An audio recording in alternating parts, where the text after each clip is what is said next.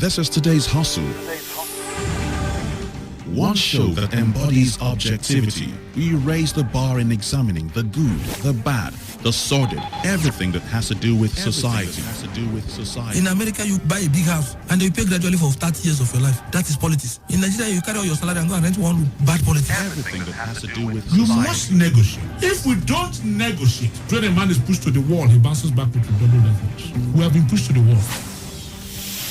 The Hustle. Every weekday from 1 p.m. to 3 p.m. on Today 95.1 FM.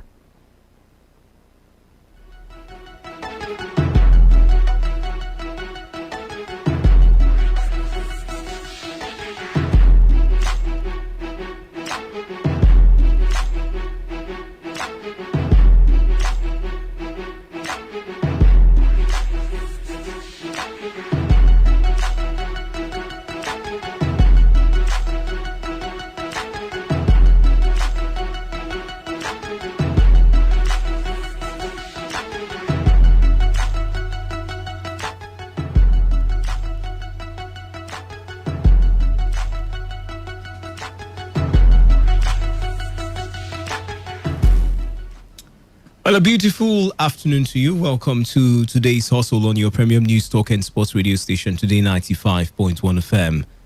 My name is Wisdom Obina, and I'm sure you had a very nice weekend. I mean, even coming into today, we've already gone through some hours from the nights to the mornings, and even down to the afternoons. I mean, from 12 to now, we've already taken 2 hours plus. But I'm not alone. I've got the very pretty Wealth Wilson. I'm sure you missed her last week. I did. And it's good to see her here. Oh, I missed you too. I hope I won't be confused, really. You know, you see. This is how I think we should be, drilling our politicians. Look at their eyes when they talk. Look at the gestures they put out. So she was trying to tell me she missed me, and she just laughed because deep down she knows that's a lie. That's a lie. But Wisdom, Haba, it's not like we I stay think that's out how we of should be communication. drilling But it's our not like we stay politicians. out of communication. So, like, what? Why would I lie to you? No, why will I miss you? That's exactly. You see, I feel this is exactly how we should. How did you know that was what I was about to say? Absolutely. if we look at our politicians this way, we'd have few problems because we'd be able to just some things are common sense. This man is telling you once I just enter, things will start. No, but that's different now. That's different. I'm telling you that you shouldn't miss me as much as you sounded because we stay in communication for the longest, right? Missing someone. Constant communication. Missing someone is personal. So you can't tell me how much I miss you, and you can't choose for me how much I should miss you. Like I said, in around 2006, 2007, there was an election. I would never forget it. I was watching the NTA, and they brought in an aspirant who was talking, and the interviewer then asked him, how do you think this was in 2006 or 99? I'm trying to remember. How do you think you would change this country? And he said, don't worry, as I'm just talking now, can't you see things are changing? No, that's just to tell you that this man probably has no plan for this country. Well, that's different. But anyways, talking about the country, nothing really, I wouldn't say nothing really changed. Things changed because we saw a lot of security architecture put in place in different states just to ensure that the country does not fall into a state of anarchy. And just a couple minutes ago, before we started the show, I'm pretty sure you listened to the broadcast of the governor of Rivers State, Governor Nyesom Wike, talking about the new curfew, the shift in time. He had said that starting tomorrow, the curfew starts at 7 p.m. to 6 a.m. So I really hope everybody stays informed. And it goes on to tell you how much work the government and security agents and the people as well are putting in place to ensure that we live in a safe Nigeria, right? Is it looking like we're winning this war? With all of the measures that we're putting in place. There are other things to talk about. There's other measures that they've put in place. But then let's start off with the curfew. Yeah. Well, that's definitely where we'll be starting the show this afternoon. I'm sure you did listen to that broadcast by the governor of the state, Governor Nyesom Wike, who has told every one of us that from now henceforth, from 7 p.m. till 6 a.m., there will be curfew in the state. It means whatever you're doing by 7 a.m., except you're an essential worker, that's your doctor or one of the people in the health sector, you should be on your way home as a measure to curb the level of insecurity here in Rivers State. I mean, obviously, that's the matter on the menu. We'll be looking at insecurity, a bit further. But for now, that's the matter on the agenda. And I'll come to you, Wealth, now. I don't know, but when we listen to him, I think I'll play it again. When we listen to him talk, it sounded like there were things happening that are not even that. Probably there are things that probably some intelligence is gathering, or maybe our security agencies are gathering that the governor might have a privileged information of, that is probably telling him that this is the right time to maybe bring it. It was 10 o'clock before for those within the state, while interstate, the borders were around 8 p.m. or thereabout. But for now, there must be something he's hearing. And the signs we are seeing, don't forget, you go around some security outfits and parastatals, I mean government, like the police stations and what have you, you're seeing blockades.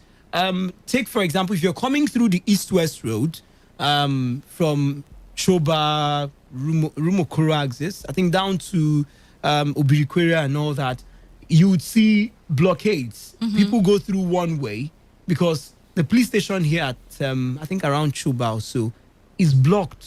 Yeah, because I think at 6 p.m. Exactly. They're also trying. No, this morning. This morning. I went past there by, I think it was around 10. Okay. And it was exactly the situation. So it seems like that there are some maybe intelligence they are gathering that we're not aware of. Well, the truth is, I think it's fairly and of course obvious. the cases we've had also. Yeah, anyway. I think it's fairly obvious with all of the cases that we've had. Attacks on police stations, security personnel and all of that. It is only normal that they already start putting things in place to ensure that they too are on the safe, and the people as well are on the safe as well. And then I think that away from the things that are obvious to us as ordinary citizens, I think that they too have gathered their intelligence as to whether or not there will be any reprisal or repetition of such attacks in the state or even outside the state. So they're trying to ensure that if that's the case, then it doesn't happen. And the same thing goes to the governor as well. The governor probably would be operating on the intelligence reports that he's getting from the security agencies here in the state about whether or not it is safe to relax measures to check insecurity and, chaos in the state. All right, we'll play that broadcast again, and we would come back to actually discuss more on this and look at the different challenges we've had so far.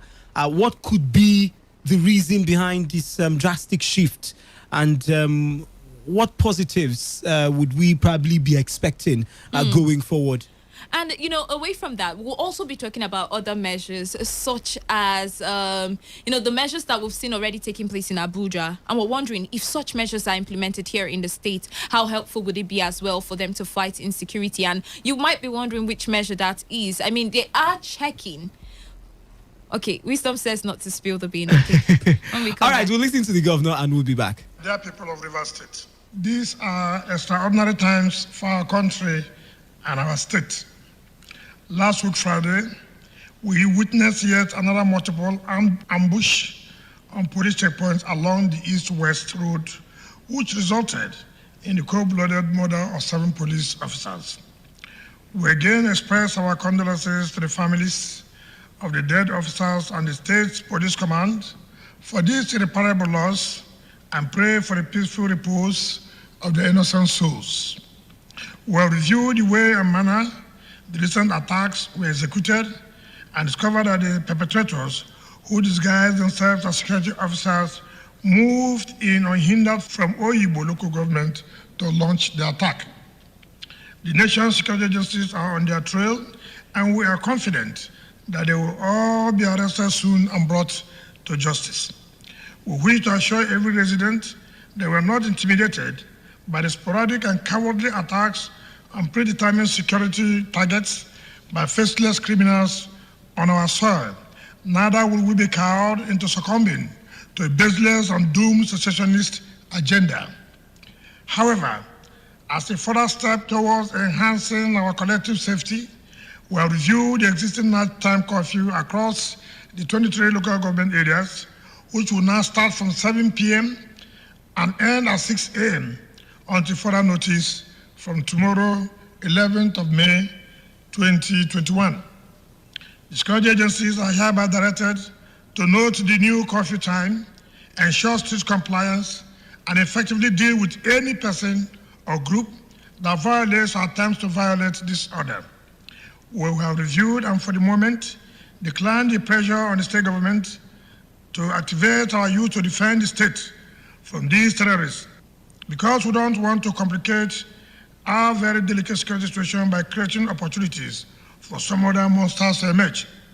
However, we are determined to deploy everything at our disposal to advance the safety and security of lives and property in our state, and nothing will stop us from defeating the evil forces presently threatening our individual and collective security. We continue to appeal to members of the public to understand with us in the midst of the economic troubles that our actions may inflict, as our one and only aim is to achieve and sustain the maximum security of lives and property in our dear state. We further appeal to the public to understand that security is everybody's business and play their own roles, especially in passing intelligence information to law enforcement agencies to process and take preemptive measures to counter and advance our collective security. Once again, thank you for your cooperation as we continue to work with the nation's security agencies to keep us safe and secure. Thank you, and may God bless Rivers State.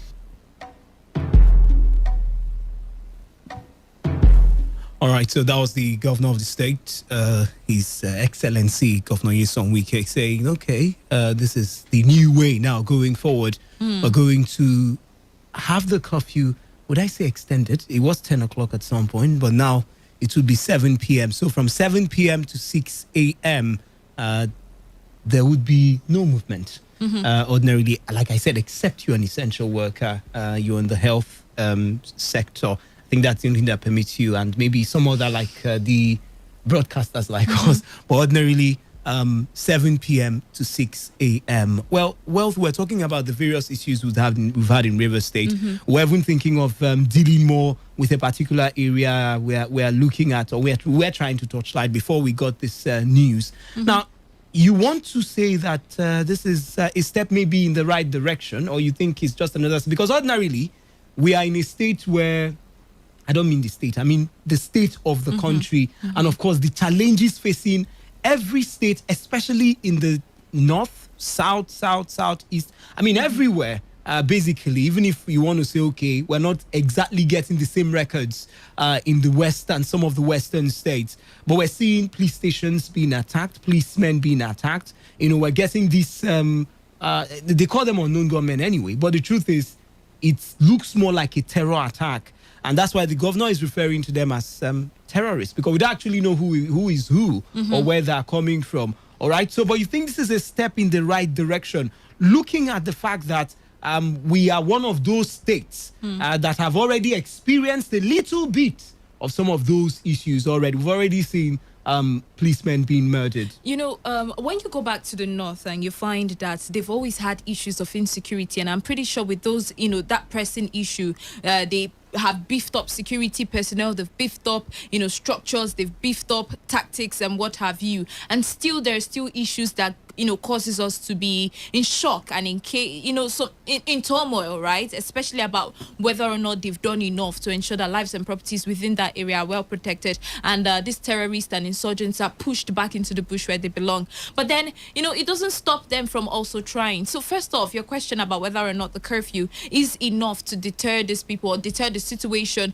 from further deteriorating. Well, I do think that it is better than doing nothing. It is better than sitting down and hoping that these boys come to the realization of the fact that they're destroying the Nigeria that they hope to see better, in quotes, because whenever they're, given the opportunity to express their grievances, they tell you that they hope for a better Nigeria, isn't it? And, that's what I think. It's better than having them do something than, completely ignoring the situation until it gets out of hand. This is the proactiveness we've been talking about for a long time. It could have been much better if we had, proper orientation for our security operatives long before now, much standard and strong administrative standards for the security structures that we have. But then it's better late than never, isn't it? But then, again, looking at the fact that this might just be absolutely nothing, that's pouring water on stone, because this is coming barely some weeks after the incidents or the killing of security operatives. Yeah, I think seven of them. I think about two or 3 days ago. You see, yeah, and then it doesn't really stop them from doing what they want to do. We still hear in states such as Imo, and just in the news, I think it is Anambra State as well. They still went ahead to attack security operatives and security stations as well. So it then means that nothing is irrelevant and nothing is too much at this point. So the curfew, yes, it is good. But then again, is that all that they would need to do to stop this, nuisance and nonchalance amongst aggrieved, because that's what they will call themselves next time they want to talk, aggrieved Nigerian youths who have decided to take to arms to further buttress their point? All right. The last that did happen was... it's in Emoha, but if you're around here, the Choba Bridge, I think it was around 8:30 local time, and it was really not good at all. 7 of them were killed in the process, and we also still have the same description: unidentified armed men, unknown gunmen, or like they say these days, unknown men. But and it looks like it's a national problem. Clearly, it's not looking like it's actually a national problem. And like you mentioned, Anambra State, Abia State, Imo State, we've had pockets of these. You go to Akwa Ibom as well, same thing. Exactly. Benin, same thing. Exactly.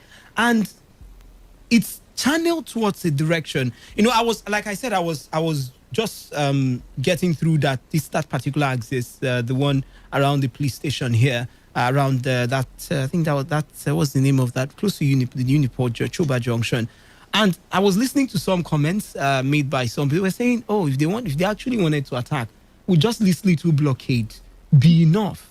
And I was thinking, maybe that's where the governor is coming from. Maybe the governor is saying those little blockades, and maybe telling everybody to take one lane instead of the 2 lanes would not solve the problem. The truth is, it would be very, very insensitive of us to think that the blockade is all there is to to what they're doing. The blockade is just there. I'm pretty sure that this is a code red case, right? So the police and every security personnel and agent is on alert, right? So I don't think that we should think that after they've put the trees and whatever else they put on the road to stop people from using the lane that points you directly to the police station, that's all there is for them. I'm thinking that they are already coming up with crops of solutions that would not just help the people but also help them, because now they are also becoming targets. All right, we'll go for a short commercial break. The phone line's already buzzing, but don't forget our poll is already on Twitter. We're on Facebook. Do well to go there and send in your comments. Our text message portal is down, so we stick with Twitter and Facebook. Drop your thoughts. Like I said, the post is already up. Tell us what you think first on the security situation in Rivers State. And do you think this curfew would be a solution or a path in the right direction? Stay with us. We'll be back just after this break.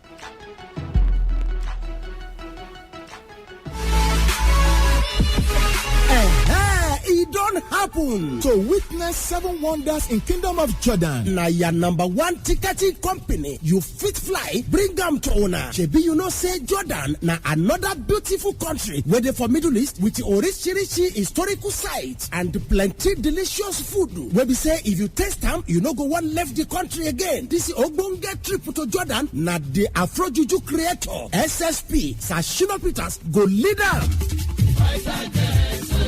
Now from Sunday, May 30, go reach Monday, June 7, 2021. All of us go Gbaladun for Jordan. No be for Malto. If you know there, you know there anywhere. Now make me the tell on say make you forward to match now. Go to you Fit Fly office at number 49, Semokul Building, Iwofe Road, opposite First Bank, off Ada George by Pepperoni, Porakot. Telephone 090-703-73696. You Fit Fly 2021 tour to Kingdom of Jordan. I must today there.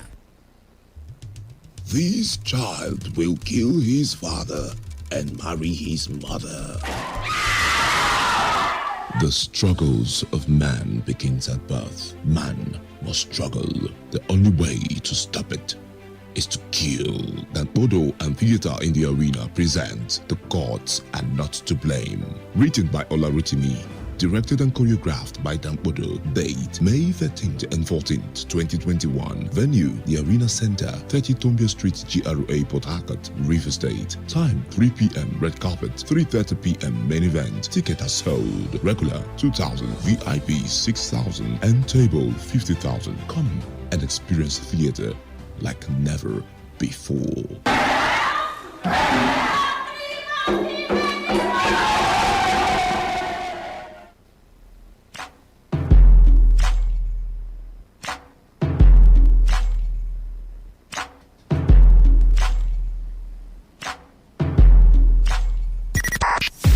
95.1 FM, voice of the people. And we're back. All right, and we're back. It's still today's hustle on your premium news talk and sports radio station, Today 95.1 FM. I still have with me Wealth Wilson and myself, Wisdom Obina. And we've been looking at the broadcast by the governor of Rivers State, Governor Nyesom Wike, talking about the fact that there would now be curfew. Just in case you're just joining us, or maybe in case you're just joining us, from 7 p.m. till 6 a.m., there will be curfew in Rivers State from now henceforth. Not just in the borders, I mean within Rivers State. All right, and we've tried to make sense of it. We've looked at the various scenarios, like we mentioned. I mean, different states now have experienced this upsurge. Policemen killed. We talked about, just on Thursday last week, 2 were killed in Anambra State. And on Friday, we had, I think, about 7 more so killed. Then I think they killed two at the Rumuji police station, the checkpoint there. They shot there 2 police officers at the checkpoint, killed 2 more officers, and set fire to a patrol car at Rumuji police station. I think that was how Mr. Nnamdi Omoni confirmed that particular one. All right, so we'll get your thoughts. You think this would be a solution in the right direction? Don't forget, some of the police stations have been trying their best to create what you want to say is an artificial scenario to help them secure their base for the meantime, as much as they feel that would reduce the opportunities for those set of hoodlums to make their attempts. But there have been also some talks that they strike at night. They strike around 8:30, like we saw the one that happened here close, I think around the Choba Bridge. It was around 8:30, so local time. So you want to believe that maybe the governor has thought about it and said, okay, the best thing to do would be drag it down to 7 p.m., not keep it at 10 p.m. when they will probably still have perpetrated the mayhem. Bring it down to 7 p.m., as the case may be. But on the other side, there are also some quarters who believe this is not directly the solution to a very big problem affecting not just one state, but all this. I mean, let me not say all but a good number of the states here in Nigeria. But if this is not a good enough solution, because this is a solution from one end, you want to say this will reduce it in Rivers State. Here's the thing: if this is not a good enough solution, Wisdom, then what else, or what then would be the good enough solution at this point in time? All right, you would let us in on that. 0817-0000951. 0810-951-0951. Today's hustle. Good afternoon. Hello, good afternoon. Good afternoon. Good afternoon. My name is Samuel, calling from Port Harcourt. Welcome, Samuel. I think this problem, Governor Wike mentioned it categorically. He said it openly. The business and doom secession agenda. And he also called them terrorists. And this state, we know when Wike prescribed IPOG terrorists, and those people who are trying to succeed, he mentioned it that they are carrying out this action. one thing to this state is that they say that River State is not Biafra, or River State does not belong to them. And they say that River State must belong to them. Even though there is anything that is happening in this state, River State will support anybody that is. But you must also while I'm sure you're assuming or alleging that these unknown gunmen are secessionists. But you also have to understand that the secessionist group now, you're talking of IPOB, have not claimed responsibility for some of these mayhems. Now listen, IGP said that even the one that happened at Owerri, he said that it's IPOB. And when you go to the Igbo land, you will discover that they killed their leader who was mobilizing them. And even as I'm talking to you, one of my friends, somebody called him from Ojibo, and said that he should go and use all these terms, that they are going to fight. They are going so that they will protect themselves. Even though they shoot them, the gun will not enter. That they will trample the country. And when all these things are happening, people are keeping mood. Sometimes people will pretend, not the ITLD, not the them, not the... And things are happening. Everything is critical clear. When they jumped the Wicked Father's Church, everybody knew about it. What happened at people? They took advantage of NSAS and they entered the police and started destruction. And people are joking. That was how Boko Haram started. At the initial time when Yaradua was ruling, people called them unknown government. Before you know it, they metamorphosed to another thing. And now they got the name that called them Boko Haram. Right. After then, they killed Mohammed Yusuf before Shakau. Now, as this thing has been happening, it was uncontrollable. Now, in this Southeast now, as we are talking now, only boats and this land now, they are afraid. And now they can't do their business now before 7. And everybody is clapping head and support them. Before you know it, it will affect everybody. Everybody in this state. When you see God, call it God. Separate your head from evil so that good will come to you. People are clapping hands because we can hate evil. We can hate people. Right. They have been the terrorists. All right, we've gotten your thoughts. Thank you so much for your thoughts right there. Well, we're actually talking for development. All right. So as much as you're reacting, do try to also give us solutions. 95.1 FM. Good afternoon. Good afternoon. Stop calling them unknown government. Please tell us your name, please. Let's meet you. Prophetess. Prophetess, welcome. Yes. Everybody knows them. Nothing like unknown government. Who want to write or comment on Facebook? I put it. IPOB boys, Sam the Carlo. Like what I saw this happen on Facebook. Sam the Carlo is running from pillar to post. He had left London. They sighted him at Canada. Even in Canada, it's from one house to one house residing. Because he heard that apparently we should go for there. So now he's running. And nowhere that he run, he will be safe. See, make I tell you, that 7 o'clock weekend is not even going to solve any problem. Like on Saturday, some people were saying that they saw something that looked like all these IPOB boys in a brown Camry. Did the person report to the police? Did the person take it to the police? He said they were passing. I was in the time they were discussing it. They were moving out from their hideout. The truth is, prophetess, in as much as we want to believe that some persons are responsible for what's happening, we have to allow for the security agencies to, at least prove and investigate who. The security they are killing. But it doesn't stop them from also investigating before laying claims or charges on anything. Now even that 7, they can move out by 5 because they're already living here with us. I don't believe they. Okay, so what do we do at this point? I don't know. My dad is giving me concern. I'm praying. I want one Nigeria. Like I told them, they won't succeed. There will be nothing like Biafra, whether they like it or not. It's one Nigeria. They don't want to mess up Buhari administration. They will not succeed. All right they then. All right. All right. Amen. They would not succeed in destroying Nigeria, really. Keep your calls coming in. We're still asking, do you think that the curfew is enough to deter these people? And, how can we get this out of our necks, this particular problem of insecurity? 0817-0000951, 0810-9510951. 95.1 FM, good afternoon. Hello, Lady Yes, good afternoon. Good afternoon, Chima. You're welcome. Thank you very much, Lady Yes. You are welcome back. Thank you. Yes, Lady Yes, I think focusing this matter to be IPOB without proper investigation might be predicated to mere assumptions because many Nigerians are not happy over how this government is running. The government that favors only those at the end of affairs. You understand? Many are not happy. So we start the proper investigation to be able to know the actual cause, the people who are angered by this administration. It could be secessionists. It could be people also who are not happy. You understand? Because there are high rates of unemployment in Nigeria. Recently in Ghana, you saw what is happening. Some people came and they wanted to protest, and they were stopped by court. They had to go to online to protest. So I want to urge the youth.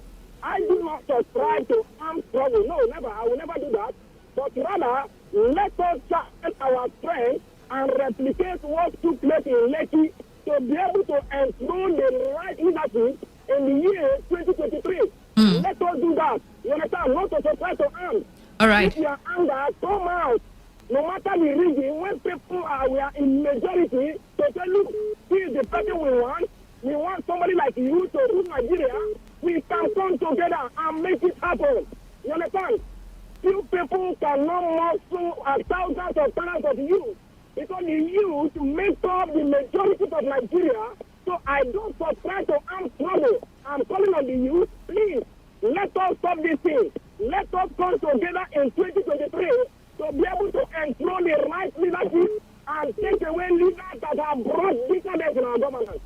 Because the cause of this issue today is as a result of our leader who has failed us woefully. Thank you very much. All right, Chima, thank you very much. The government should do better. That's one of the ways to reduce the insecurity in the country. I mean, imagine a situation where everybody, or a good majority of the people in the country or even in the state, are beneficiaries of, government projects, public service projects, developmental projects, empowerment projects, and we probably will have lesser persons who have time to constitute nuisance in our society. Well, stakeholders are thinking, and when I say stakeholders, I'm talking about both you and me, who are Nigerians, and in all sincerity of heart and purpose, I think the Nigerian problem is now more, it has gone past the level of, let's just start creating jobs now, because you can't even create jobs when the system has gone sour. So if you're even trying to point your fingers now only to the government, you might be making a mistake, because the structure, maybe it was wrong before, but now it has totally gone west, or maybe let me not say west or south. So it will sound like it's bad, but it has really gone. It has really taken a very, very bad direction, and it has gotten to a point where something really bigger than just building one factory or trying to create jobs, because you can't even try to create jobs. But you start from somewhere. If they're saying that there's high unemployment, then you start to employ more people. If they're saying that there's no development in certain areas, and these people have been lagging behind for some time, the government, state government, local government, federal government has to start looking into what to do to empower the people. You start from there, and then you move on to the more secondary issues, such as, what is your problem? What's your grievance with not wanting to stay in the country? Now we have you controlling your resources. Now we have you making your own revenues. Now we have, an open window for all to thrive. So what do we do now from this point? I think we start from the foundation. So the foundation will probably be what people clamor for the most. When they were talking to the bandits, especially using Gumi, they did mention that they've not been enjoying the dividend of democracy, isn't it? Well, that's what I'm saying. But it's always difficult to change a man who has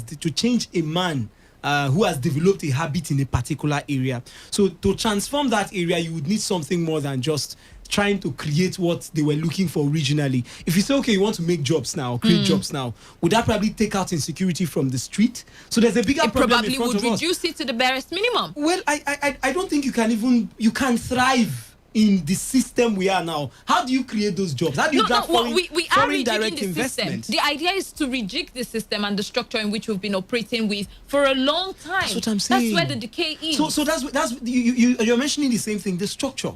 I feel, when there's a kind of, when we're kids, you're playing football or something, or you're playing a game and you break your leg or something, or an ankle, you go to maybe the doctors and everything, the bone guys, they'll tell you it's not that bad. The bone was not broken, it was just a little shift. But there's a point where it gets to, that child might need to stay there for weeks, because the damage has gone past the surface. So this is it's no longer a surface problem. Then you had a structural problem at the moment. All right, then. Let's go back to the phone lines. Yes, 0817 0000951, 0810 951. Away from the curfew, what else do you think the government can do to help the situation. Insecurity in the country is really disturbing. Insecurity in the states is as disturbing as it is in the country. So what do we do away from that? Have they put in the right measures to ensure that you and I, we're safe in the country? 95.1 FM. Yeah, good afternoon. Good afternoon. Peter from Inegua. You're welcome, Peter. Please go on. Yeah, as far as I'm concerned, the Nigerian government has not done anything to make this country have peace. Now, why I'm saying like this is that all of them, both the governor, the president, the commissioner, all of them, they are just busy looting money. That is in fact, if what happened in Ghana can happen in Nigeria, I think. Did we not have the NSAS protest? Is it not the same thing that happened here that is happening there? The NSAS protest, you cannot compare it to what happened in Ghana. NSAS protest is just a small issue. I mean, they should come out. Nigeria should try to take what is happening as a pain, as a burden. Of course, it can happen. I mean, it's not too late because the 2023 elections are fast drawing near, isn't it? Yeah, before 2023. I want all of us, all the Nigerians, to come out and start protesting and put pressure to. We had already protested. But I get your point. Don't mind me. I get your point. Thank you very much. Let's move on to the next call. Lost that call. 0817 0000951 0810 9510951. I like the thought of the fact that we've all come to the realization that with awareness and the right mindset, we can set Nigeria right. Well, that's just one part of different suggestions that are coming through daily. 95.1 FM. Hello. Hello, good afternoon. I'm Samuel, calling from Port Harcourt. Welcome, Samuel. Please go on. Somebody said that there is no employment. Do you know how much it takes for them? It can create employment. Somebody said there is no employment. These IPOD people, they started when good luck was in power. From Mazop to IPOD, they were looking for their own contract. Somebody say unemployment. Was Jonathan not employing? Somebody say unemployment. Please, people you are going to kill, are they Mr. President? Somebody say unemployment. Speaker's father church, is it unemployment? Somebody say unemployment. You see, when you look at all these things, people are trying to drive away the reality. They are trying to push people from the path. The truth is that people call them business. People say it's a doom. You see, all these people have no aim. It's just to cause confusion because somebody is at London training them, having that terrorist mind, training them, and these people have bought their mind. He have bought the caller before now had mentioned, the truth is there are too many persons who are aggrieved and agitated by the way or the state of affairs in the country. So I think we should leave it open, right? Instead of just putting the blame on a group. That is why I'm mentioning this. You say how much is AK-47? It's more than 800,000 naira. My brother, there are people that are looking for even 10,000 to start a business. And you're using 800,000 naira to shoot and go and kill your fellow human being who is not even at the hem of the affair. And whom are you doing with? You are destroying your brother. Most of them are from here. We have fathers, the brothers, even their sons are there. And you're killing somebody. And those people are killing, are they masquerade? Are they just an evil spirit? They are killing your fellow human being. They are living with you. They are just working. And then when you kill them, who will secure this? If all the police people, army, road safety should die in this state, how do you think that the country will be? Those people will come to the house and shoot everybody. The only thing that people should be careful, don't push it to unemployment. My brother, my sister, if I tell you how many people that are suffering because of unemployment, they are calm. A criminal mind is a criminal mind. When you're a bad person, you're a bad person. Thank you so much for your contribution there. All right. Well, he has a point, but it still points back to the very first point I made earlier. I think we have gone past. Just go through the 36 states. Go through the north, Sokoto, Borno, Bauchi. Come down to the west. Go through those states. Go through the ones in the east, the ones in the south. And you would understand something. We are tilting towards a particular direction. That if something is not done urgently, we might actually be going to that end that some presidents have never wanted, something affecting the unity of the nation. Now, ordinarily, I've always advised that we pause, we stop. I'm not saying we should have a confab, maybe because confab means what happened last time. And what happened last time was not a confab actually, because as much as it was a confab, but it looked more, there were some issues with it. For some people it was partisan, for some people it wasn't really as transparent as they expected. But even the things we learned from that confab, how many were even implemented? So we need to actually have, I would always say that we look like we're not on an autopilot system. Have a pause. Let's look at where we're going. How would we have a country where people leave this country, they go outside, they excel, or they stay in Nigeria and they struggle to perform? The same people leave this country and check every system in the world globally, World Bank, check the entertainment industry, check the sports, check technology. We have Nigerians scattered all over, and doing exploits at the echelon. So what is that? There must be something fundamentally wrong with the structure. I don't think it's the people only. All right, 95.1 FM, good afternoon. Ms. Webb and Mr. Obina, good afternoon. Anthony speaking. You're welcome, Anthony. Please go on. Yes, please. I want to ask Mr. Vicky, what is the problem he has with the citizens of River State? Does it think that locking people unnecessarily will solve this problem?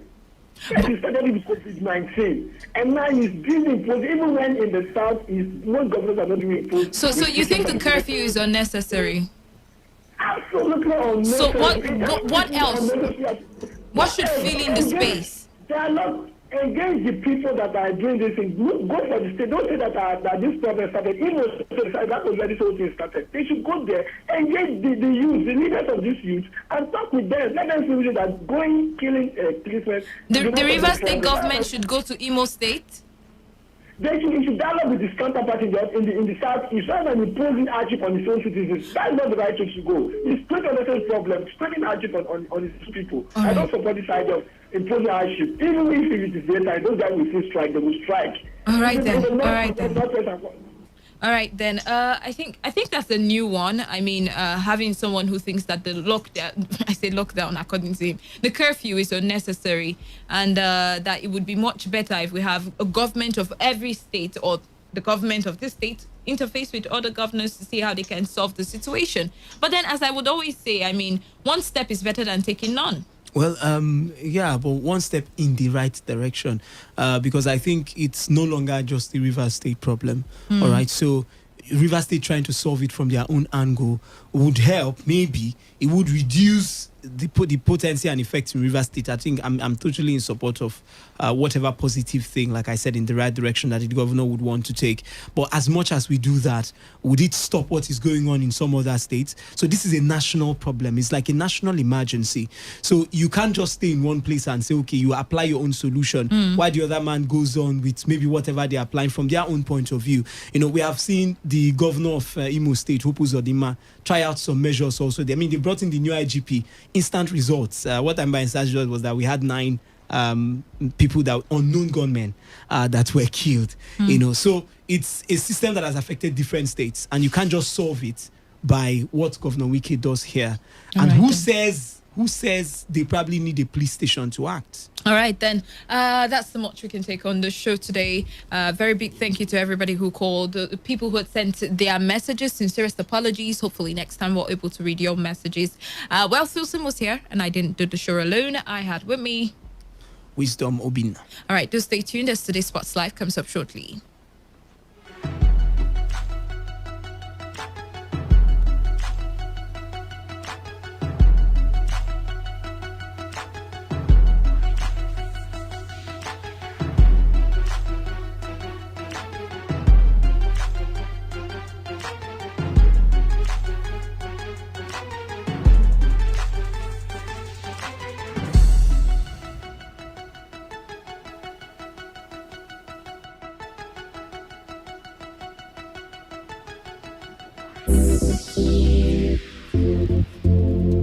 Let's talk football. Let's talk football. What a devastating strike!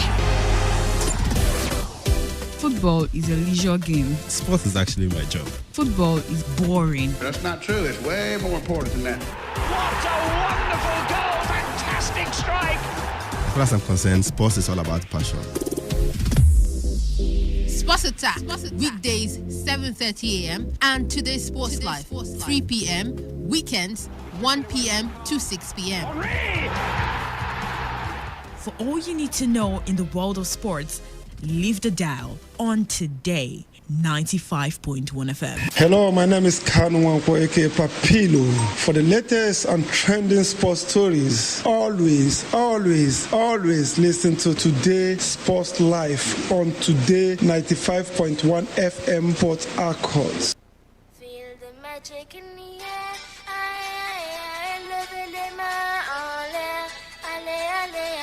Feel the magic in the air.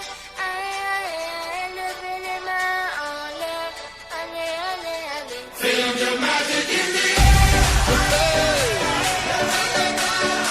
Magic System, Red One, Shawty.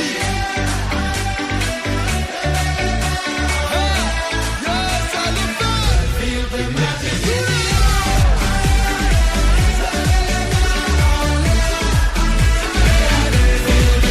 A beautiful afternoon to you. Welcome to another loaded edition of today's Sports Live, reaching you from the studios of our premium news talk and sports radio station, Today 95.1 FM. My name is Wisdom Obina and I'll be your anchor on the show this afternoon. I'm not alone in the building. I've got with me the Odogu one of sports. Yesterday was an exciting day. Anyway, if you know, you know. I have with me Emeka Dena. Emeka, welcome to the show. Let me borrow your words, even though you told us a beautiful afternoon in the morning before before you eventually connected yourself. Good afternoon to you all there. Beautiful afternoon to you in the words of Wisdom Obina. Good to be back here on your radio and to look back at what transpired over the weekend. Lots of stories from tennis, boxing, Formula One, and the biggest of them all, MPFL is back with a bang. Yes. All right. We do also have with us Queen Chikes here. Queen, welcome to the show. Good afternoon to you. Good afternoon to you, Emeka. And good afternoon to our listeners. It was a wonderful weekend, yeah. And then lots of, like you said, lots of stories. A whole lot are unfolding. MPFL, lots of goals, and then so much on turning. Stay tuned and get the whole gist. All right, like they said, it promises to be really exciting. A lot of things, a lot of news, breaking news now, by the way. I'm sure we'll mention some. There's a news on Cavani, actually, that he's actually extended his contract. But that will be when we get there. We'll touch tennis. We'll talk about the successes of no longer the new gens now. I won't call that. You can't be 25, 23, 26, and you're called in next gen. Alexander Zverev getting to win the Madrid Open. Rafael Nadal not even close to the final. We'll also talk about Formula One, where Lewis Hamilton.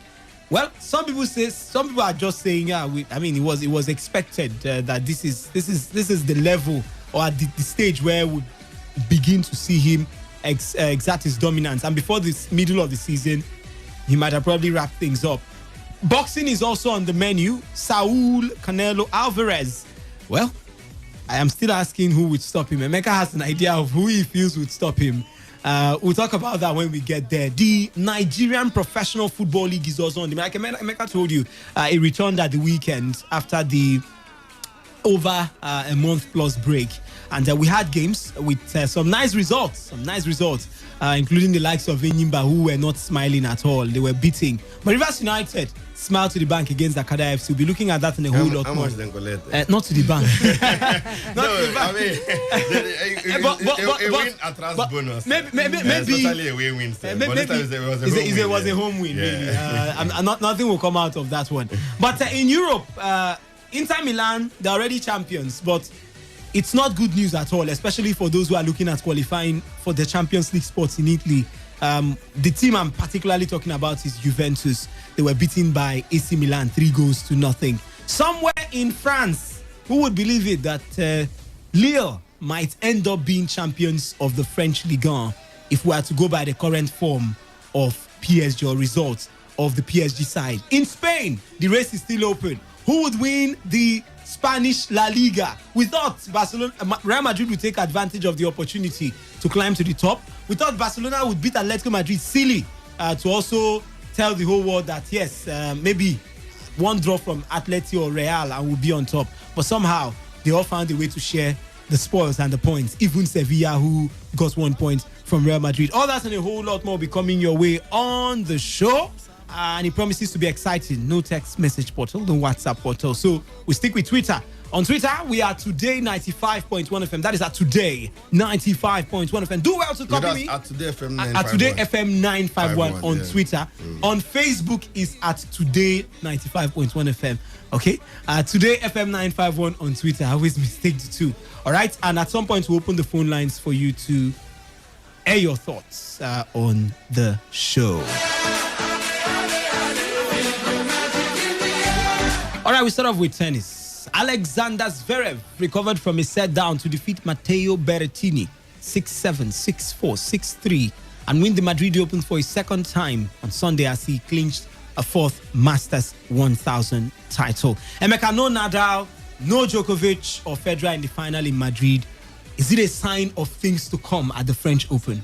I'm not convinced that will be the case, no, because we've seen this happen before. We've seen Zverev, the likes of Dominic Thiem, Daniel Medvedev, Andrei Rublev, do brilliantly ahead of the French Open in other warm-up tournaments and what have you. But when it gets to the big one, the French Open proper, it becomes a one-man show.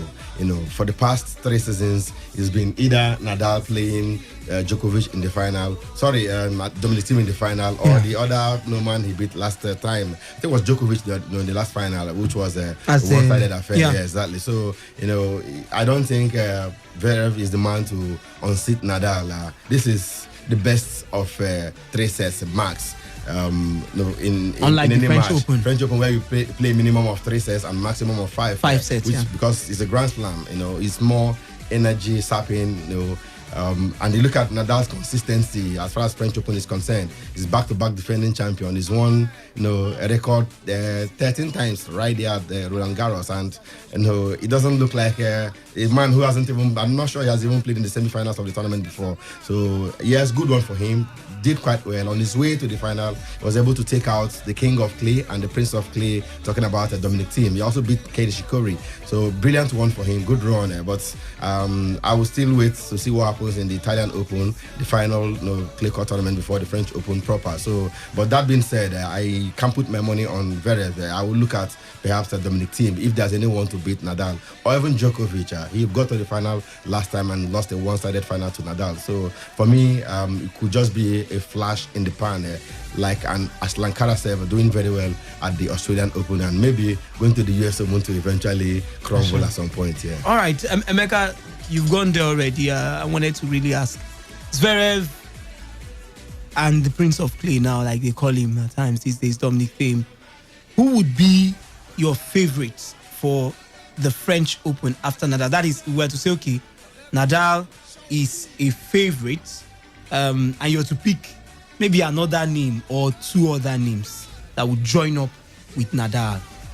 Who would you pick? In the course of the first question, I think I already mentioned it has to be Dominic Thiem or Novak Djokovic. Okay. Dominic Thiem has played in 2 French Open finals back to back, as a matter of fact, 2018 and 2019, losing both of them to Rafael Nadal. And we also saw Djokovic playing in last year's final, was beaten by Nadal. And I mean, look at the rankings too, look at the performance. Yes, Dominic Thiem has not hit the ground running this season on clay.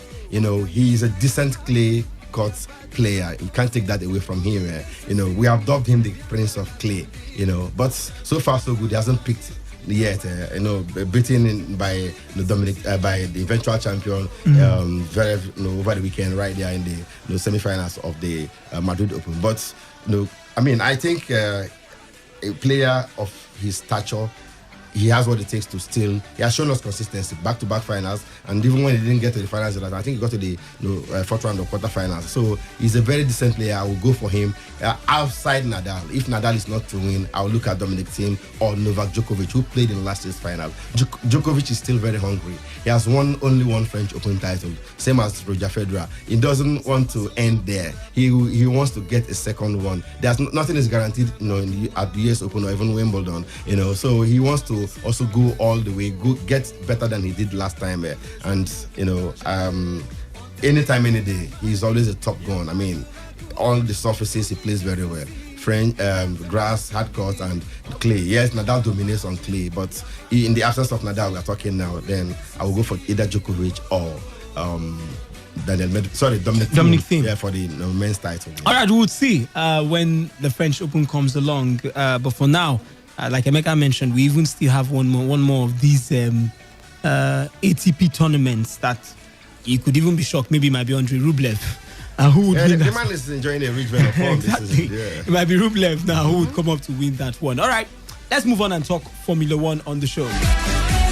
Where Max Verstappen admits he never felt confident about keeping Lewis Hamilton at bay despite stealing top position at the first corner of the Spanish Grand Prix. Now, a lot of importance was placed on coming out of the first corner with the lead at the Circuit de Catalunya.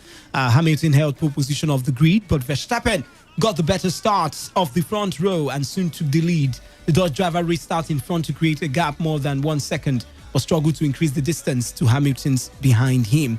Verstappen was first to stop before the halfway point of the race as Hamilton began to close him down. And with Hamilton staying out a bit longer on the soft tyres, it looked as though it may work in Verstappen's favour.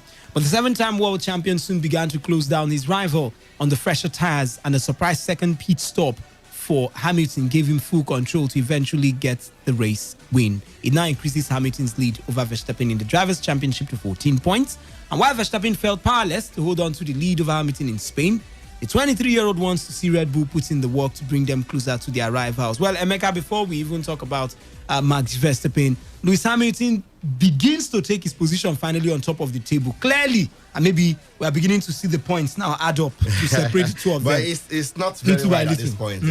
It's not very wide. I think 2 races can make the difference at this point, but he's pulling away gradually. Emeka, are you confident Verstappen can take 2 races? Not at all.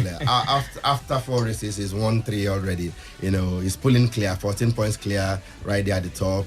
But you have to also give kudos to Max Verstappen. He's done quite well so far this season. Before now, it used to be a Mercedes 1-2.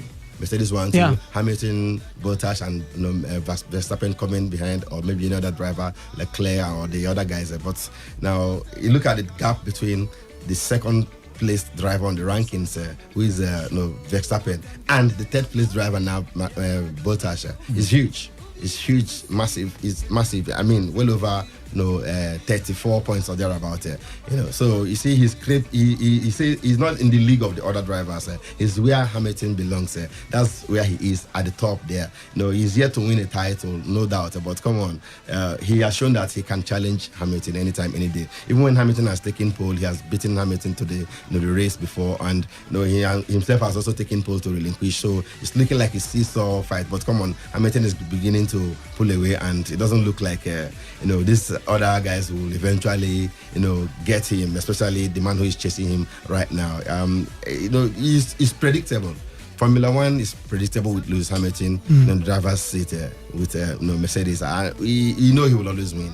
He has won each of the last, I think, 7 races, except in 2016 when his former teammate Nico Rosberg won with Mercedes. So, it's simply very predictable. Mercedes have been able to, fashion a way to dominate the sport. Drivers' title, constructors' title, they are so dominant. The revolution there is massive. Hitherto, it was all about Ferrari. At some point, it was McLaren. But now, it's all about Mercedes, and they're holding, down seriously. Hamilton is even, there are talks of him extending his contract this summer. He only signed a 1-year extension last year to drive for them this year. Of course, he wins, he will eventually become, the record, the best ever, the best ever Formula One driver by getting 8 titles. He's at par with of course, the legendary Michael Schumacher. But come on, one more title this year will put him ahead of Michael Schumacher, and we'll be talking about Hamilton, no longer Michael Schumacher. So at the end of the day, the man, is. It doesn't look like any of these guys have what it takes right now. So he's pulling away, and he's showing that class that we always know he brings to the table. Yeah. All right, Queen. It's still a long road from the end. Can Verstappen still provide that strong competition for Hamilton this season? Like Emeka said, Verstappen is a good driver. He's got all it takes. But then the question should be, will Hamilton give him that opportunity? Because, like we said, the last race, that should be the 3rd race that Verstappen took was because of that accident that happened along the road. Then he capitalized on that. We've also seen Verstappen here taking a pole, and then at the end, Hamilton, just towards the end, maybe one mistake or the other, he took over. So the question should be, will Hamilton give him that opportunity? So he's taking the lead. I said it yesterday, he was going to win even when Verstappen overtook him. Verstappen was leading for time. I said it that he will take that game, and he did. So this is just like, I think until Hamilton breaks the record, he will not look back. He will not look because back. he's hungry right now. He's very hungry. He wants to set a new record. There's a bigger picture in front of him. An opportunity to become the best ever Formula greatest 1 driver, the greatest course. of all time. Of course. He's a GOAT already, no doubt. But he wants to pull clear. He won't say that pie. He won 7-9, 1-7. No, he wants to pull clear. Nadal, Federer, we don't know who is the GOAT right now. Of course. Yeah, because give Nadal or Federer one more Grand Slam. One of them becomes the GOAT. Because he has won more major titles. Brazil is the GOAT in football. 5 World Cup titles. So that is it. So Hamilton is he's poised, exactly. Of course. And things are working out behind the scene for him. The team is doing well. The stewards, the back room, they're getting it right. The engine is fine, and the man is hungry. He's well motivated. He's fighting on all fronts. He's fighting for social justice and what have you, with Black Lives Matter and all that. He's also fighting to become the greatest of all time. So he's like a moving train. It doesn't look like he'll be able to stop at this point. All right, we move on and we talk boxing on the show. Now, Billy Joe Saunders is set for surgery. He was set for surgery on Sunday afternoon after Eddie Hearn said the fighter suffered multiple facial fractures in his defeat to Saul Canelo Alvarez in Texas. Alvarez demonstrated precisely why he's widely regarded as the world's best pound-for-pound fighter, unleashing a vicious uppercut to the right side of Saunders' face in the 8th round of their super middleweight title bout. Saunders somehow remained upright, but the damage was immediately apparent, with swelling developing under his right eye while he dug deep to survive the round. His inability to see led to trainer Mark Tibbs waving off the fight. As Alvarez celebrated winning his 3rd title in the 168-pound division, adding Saunders' WBO crown to his WBC and WBA belts, his beating opponent, his head hidden by a white towel, departed in an ambulance to the hospital. Well, Emeka, I asked myself who else will stop, because that fight. Anyway, I will allow you to do that. bring that part of the discussion. But I am asking myself. I thought it was going to be Billy Joe, because Billy Joe to do what? Billy Joe has been there for some time. He was unbeaten, and he's been following. How about the other British guy that he beat before Billy Joe Saunders? Was equally unbeaten too. I'm trying to remember the name. Is he fielding us? Trying to remember. I mean, it doesn't matter whether you're unbeaten. Who have you been fighting? You haven't fought a boxer in the mode of Canelo. Canelo is the most dangerous boxer right now. I mean, he's the number 1 boxer in the world. Yeah, he's the best boxer in the world. He's a 4-weight champion. He has won titles in middleweight, super middleweight, even in light heavyweight. Yeah. I think it was early last year that he won in light heavyweight. Four or five weight classes. Yes, exactly. Champion. I mean, yes, the only dent was losing to the, one of the finest boxers, talking about Floyd Mayweather Jr., and they even fought in the, I think it was in the middleweight category then. Mayweather stepped up. I saw that fight, So that was the only defeat. He's fought with, Gennady Golovkin in Triple G twice. One was a draw and the other is split decision win for him right there. But take nothing away from him. It was always going to be a dangerous fight for Billy Joe Saunders. You don't know what to expect from this man. I mean, whether he's going to destroy you in the 1st round, but he's going to beat you utterly. The man didn't come out for the 8th round after the 8th round, and that was just it. He has a way of finishing off opponents. I remember his fight against Amir Khan. Amir Khan had to step up to fight him, and it was like Amir Khan was going to get something, but no way, he was destroyed there. It reminds me of what Triple G himself did to Kell Brooks, who also stepped up to fight him. These British fighters have a way of going for big fights and all that. I mean, now is what was the name? Frank Eubank. Eubank. Okay. Chris Eubank. Chris Eubank Jr. is the one talking of possibility of giving Canelo a big fight. I mean, nobody's in his mode apart from Triple G. That's the only fighter that can give him a good run for his money, and we'll see them fight 2 times with only little separating them. They went the full distance twice, and one was a draw, which many think was even going to go to the go in favor of Triple G. So there's a possibility of him getting a shot again, a trilogy. Yeah, we want to see that one, but at the moment his immediate target will be to even become the undisputed super middleweight boxer. I have 3 of the belts right now. One left is the IBF title. I've forgotten the name of the holder of that one, but he beats the man and he's undisputed. He has the wolf stepping up and down. Before you know it, he goes to fight in the light heavyweight. I mean, he's the best out there. He has a deal with the Zan that is the biggest in boxing history. Over $300 million to stream his fights for about 5 years or so. So the man is how many thousand fans watch that fight? Well, over 73,000 fans. Right. Record in terms of appearance. I mean, and just after the lockdown. Yeah, I'm beginning to imagine what will happen when Joshua takes on Fury. Although I'm not sure they are interested in. Yeah, what are their money? They're not. I'm not sure it will happen in the UK. They are looking at Saudi Arabia.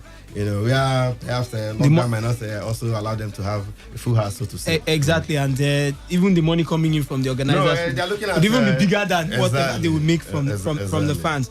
All right, so Emeka, so you're just telling us it has to just be GGG because you I know. Like you mentioned, I think Triple G can beat him. Dream. He mentioned Callum Smith was the British guy. Callum Smith, exactly.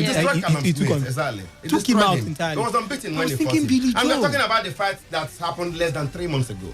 He beat Callum Smith less than 3 months ago. You understand? Check the records there. Ordinary fighters, they go 4 months. Emeka, what could be the reason? So. What could be the reason behind this man's long stay and dominance? Check his record. He's fought over 45 times already. And he's just 30. And he's a young man. He's a very young man. He's just 59 fights. I mean, And he's won 56. The man he faced yesterday, that's Billy. So, Billy's 31. Here's the thing. Yeah. Before the professional fights, he fought over 100 amateur fights. You understand? He started very early. You understand? I mean, this is a raw talent. Discovered very early and hit the scene. The loss to Mayweather, I think, was in 2013 or so. The only loss in his career, was like 8 years ago. He has been unbeaten ever since. Before then, he went 38 or so before he even lost. And the man fights like every other 2 months or thereabouts. So, he is a question of, Mexicans are naturally good in boxing. You can go back to the days of Hugo Chavez, Julio Cesar, and those, Chavez. South Americans, the Mexicans, they're usually brilliant boxers and all that. They have a good boxing regime and all that. And this man started from the grassroots, and eventually this is where he is on top of the world right now. He commands the biggest post in boxing history in terms of contracts. All right, the cinnamon. That's Canelo. 5 weight classes. I mean, I was even just asked because I doubt that Triple G fight would even happen. No, they're still in. I mean, there's still possibility of a 3rd fight. We've seen some boxers do trilogy in the past. I've seen Manny Pacquiao do it with Juan Manuel Marquez. Pacquiao won 2. I think 1-1. Marquez Pacquiao won 1. The other was a draw, and the third one, the decider, it was knocked out cold by Marquez. Marquez, I should. Marquez knocked out Pacquiao. He couldn't get up from the canvas, floor, from the canvas, and he had to be stretched out. It took about 2 minutes before even started getting his consciousness back and all that. He walked into his dangerous right hand. So the longevity for Saul is massive, and it takes on everybody. Who are you? You're ready to fight. He's fought the best boxers out there, and I wish weight classes could mix. Maybe he goes to fight heavyweight. Exactly. that would have been lovely, but unfortunately, it doesn't always happen that way. All right. Weight classes, all you need to do is to make the weight.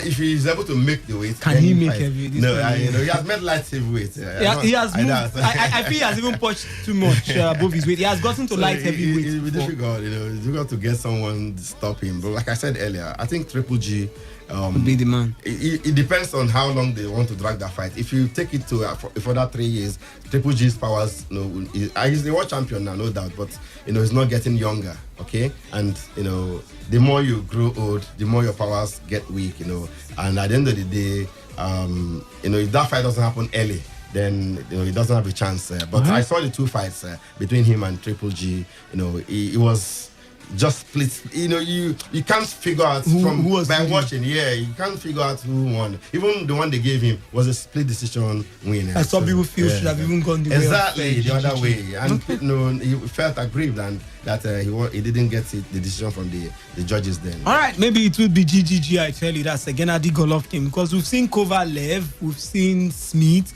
I think Khan, Koto at some point. I think that was maybe 3-4 years ago. That they also came up against them all. He knocked some of them out cold, really. Let's move on and talk about it. By the way, like I said on Twitter, we're at Today FM 951. Send in your tweets. Do well to copy me. My handle is at wisdom_OB. Emeka is here. His handle is at Dena Emeka. Do well to copy us when you're sending in those tweets. I'll be reading it real time here on the show. We are great, we are born winners, shining bright like a star. The gift of God to Africa, FC Ifanyuba, united we stand, hand in hand, bringing glory to our land. Anye bundi meri, anye gadigide, football club Ifanyuba. Anye bundi meri Alhambra Warriors, football club Ifanyuba.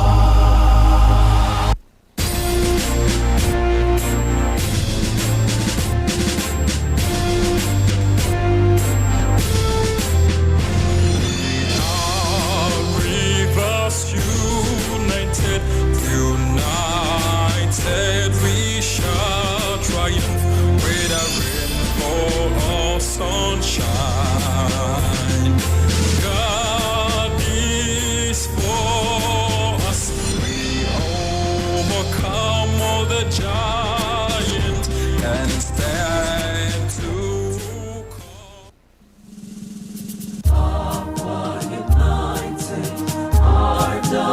All right, Akwa United are the new leaders of the MPFL after they stopped Sunshine Stars 2-1, and erstwhile leader Akwa United fell 2-1 at Nasarawa United. Akwa United have got 37 points from 20 matches and enjoy a better goal difference than closest rivals Kano Pillars, who drew 1-1 at Warri Wolves. Enyimba continue to struggle in the league after they lost 2-0 at regional rivals Enugu Rangers. They're 7th on the table with 2 matches in hand. Katsina United mauled visiting Wiki Tourist 5-1, but remain 5 points from safety. Rashid Ahmed grabbed the brace, while new signing Samuel Nnoshiri also scored for Katsina United. New signing Sunday Adetunji scored again for Rivers United to beat Dakada FC 2-0. The Port Harcourt side are 4th on the standings with 35 points. All right, a quick look at all the results. Rangers 2, Enyimba 0 at the Cathedral. Akwa United 2, Sunshine Stars 1. Rivers United 2, Dakada 0. Nasarawa United 2, Kwara United 1. Katsina United 5, Wiki Tourist 1. Warri Wolves 1, Kano Pillars 1. Plateau United 2, Abia Warriors 1. And Ademola United 0, Heartland 1. Emeka, Akwa United now on course for the title, right? Superman, how do you do these things? Today is Akwa United. Tomorrow it could be Kwara United. They are going away from home the next match day. If Kwara United wins their own home match, Kwara United will replace them at the top of the table. So it's not yet clear. But this is where they want to be. They made it clear right from day one. The chairman of the club, veteran sports journalist Paul Bassi, made it clear. He said, his own target is to win the league and hand the trophy to the governor, who has been so magnanimous, as it were, in terms of payment of salaries and whatever, emoluments of the players and all that. So he wants to win the league. They've won two FA Cup titles in the past 6 years, in 2015 and 2017. When they defeated, I think the last one was against Niger Tornadoes. So at the end of the day, the ultimate is the league, and they are top right now. They want to remain there. They have a coach who has won the league before, just 4 years ago. Kennedy Boboye won the league with Plateau United. Now he's on top of the table with Aqua United. Will he be able to do it? It's left to be seen. We have a long way to go. 20 matches, 18 more to go. A lot can happen between now and then. All right, Queen. I mean, Rivers United still in contention for the title still, even though they are not leading team. But we know in the MPFL that the team is 5th or 6th doesn't mean too much. 35 points, the team on top, 37 points, just 2 points separating them. Which one win can definitely change, the look of things. Yes, I mean, one win and one loss, depend on the side. Go on. But then Rivers United, I don't have any problem with them at home. If they are playing, even if they are playing, they beat everybody here. They beat everybody at home. 100% record at home. Yeah, basically. My problem with them is the way if Rivers United can be able to muzzle out even a few draws from away games, they'll be able to even top the league at some point and even probably win it. But the way they're going with their away games, it will be very difficult, because if you get teams like Kwara United, Kano Pillars going away to get a win or a draw, and then I don't see them. And then no, I don't. I said they have to work seriously. Of course, they have everything. They have a classic coach, experienced over the years. Experienced, yes. When you say classic, but experienced. Yeah. They have a bunch of good players, wonderful set of players. Yeah. I don't see anything stopping them. And I think they're heavily motivated. Of course, heavily motivated. Every away win, they pride will give you 10 million naira. They pride themselves as the best, motivated club, the club with the best welfare in Nigeria. Yes. And if you look at what's happening in terms of transfer, movement of players, if I and Emena will leave Yimba to go to Rivers United, two players I feel look at the same thing. Sunday Adetunji. They even brought in players in this. Yes, Adetunji joined. About 4 players. And you think somehow. The money is good here, and the football should be good too. The results should come. To whom much is given, much is expected. All right, we'll go to the newsroom and get the news in 60. Once we return, we'll talk about Enyimba, and then we'll open the phone lines. Today's news in 60. The Senate Committee on Finance has raised the alarm that some government-owned agencies have failed to remit over 2 trillion naira to the Federation account from 2014 till date. Nigeria's revenue earning capacity has come under threat following the reduction of importation of crude oil by India, which reduced crude oil imports by $39.5 billion in April compared to the same time the previous year. The Petroleum Equalization Fund has charged oil marketers to start moving petrol through the expanding rail network across the country. PEF also announced moves being made by the agency to equalize the price as cooking gas in order to ensure its affordability and accessibility nationwide. The Manufacturers Association of Nigeria has said supply chain constraints such as the traffic logjam at the ports has slowed down access to imported raw materials, hampering the growth of manufacturing in the country. And on the foreigns, in the world's second largest cryptocurrency, Ethereum has soared above $4,000 to hit a new record high for the first time. Ether, the digital token of the Ethereum blockchain, rose nearly 7% over the last 24 hours to $4,141.99. Today's news in 60.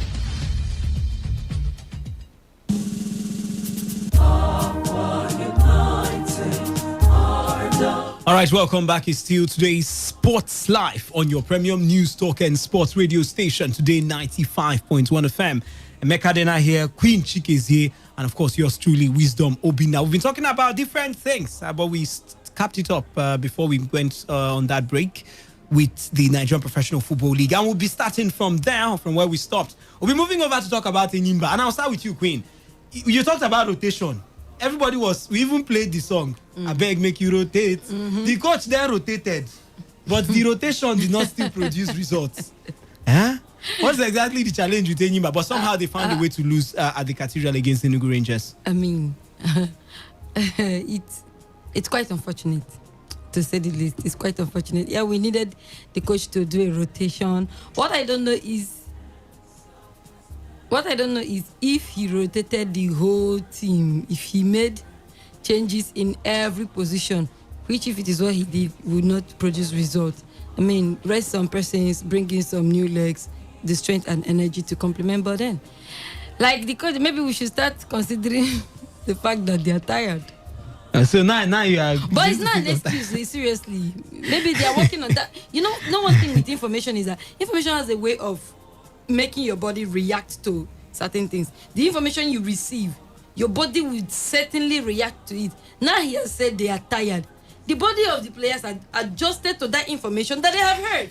No, I mean, I can't agree any less. I can't agree any less with Queen. I mean, the coach has said it already.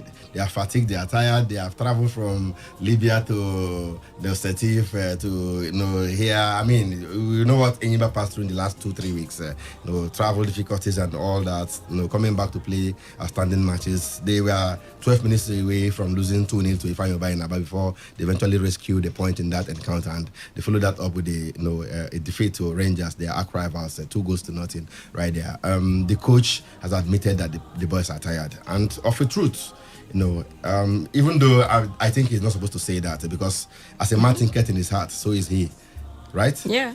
And you shall have what you say. Mm-hmm. So tiredness sets in, fatigue sets in, he cannot perform, and we have seen it. But that being said, the boys, the rotation is, you are even seeing players who have not gotten up to 80 minutes of action in the entire season playing in that match. I think Ruben Bala played in that encounter. He hasn't been playing. He was coming back from a long-term injury and all that. He rang the changes, and at the end of the day, he's not working out well. But take nothing away from Rangers. Rangers are just as good as Enyimba as far as pedigree, as far as performance. Even this season is concerned. In fact, Rangers have even done better than Enyimba. Look at the league table. I think they are above Enyimba on the league table. We saw them here in Port Harcourt on match day 1. Gumas Rivers United labored to a 1-0 win against Rangers in a match they dominated, even to the admiration of the fans. And on that day, I said I think it was High Chief I was with at the stadium, I was like, no, this Rangers side are good. They play good football. They have a very seasoned tactician, former Super Eagles chief coach, Salisu Yusuf. And he might not have all the marking names in the side there, but he has drilled those boys, and they're playing good football, and the results are equally coming. For Enyimba, they have to look for a way to, re-energize themselves. They are. I mean, while others were resting during the 1 month, over 1 month mid-season break, Enyimba were playing football, traveling, from one length of the continent to the other and all that. I'm not giving any excuses for them. I'm just telling you that this is what they passed through. The coach has said it. It's obvious. And I mean, you saw how they even labored to even qualify for the group stages. They have a game again in the Champions League, I think this weekend. Yeah, 16th, right? Pyramids. So it's going to be very, very difficult for the Enyimba side.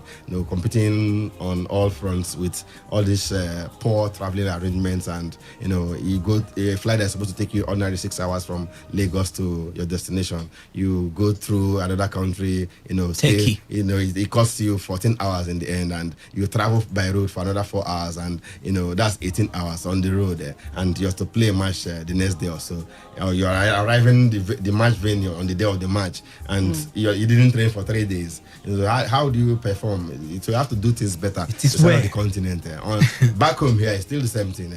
So they have to do better than what they're doing right now. It calls for more action. But come on, wonderful result for Rangers.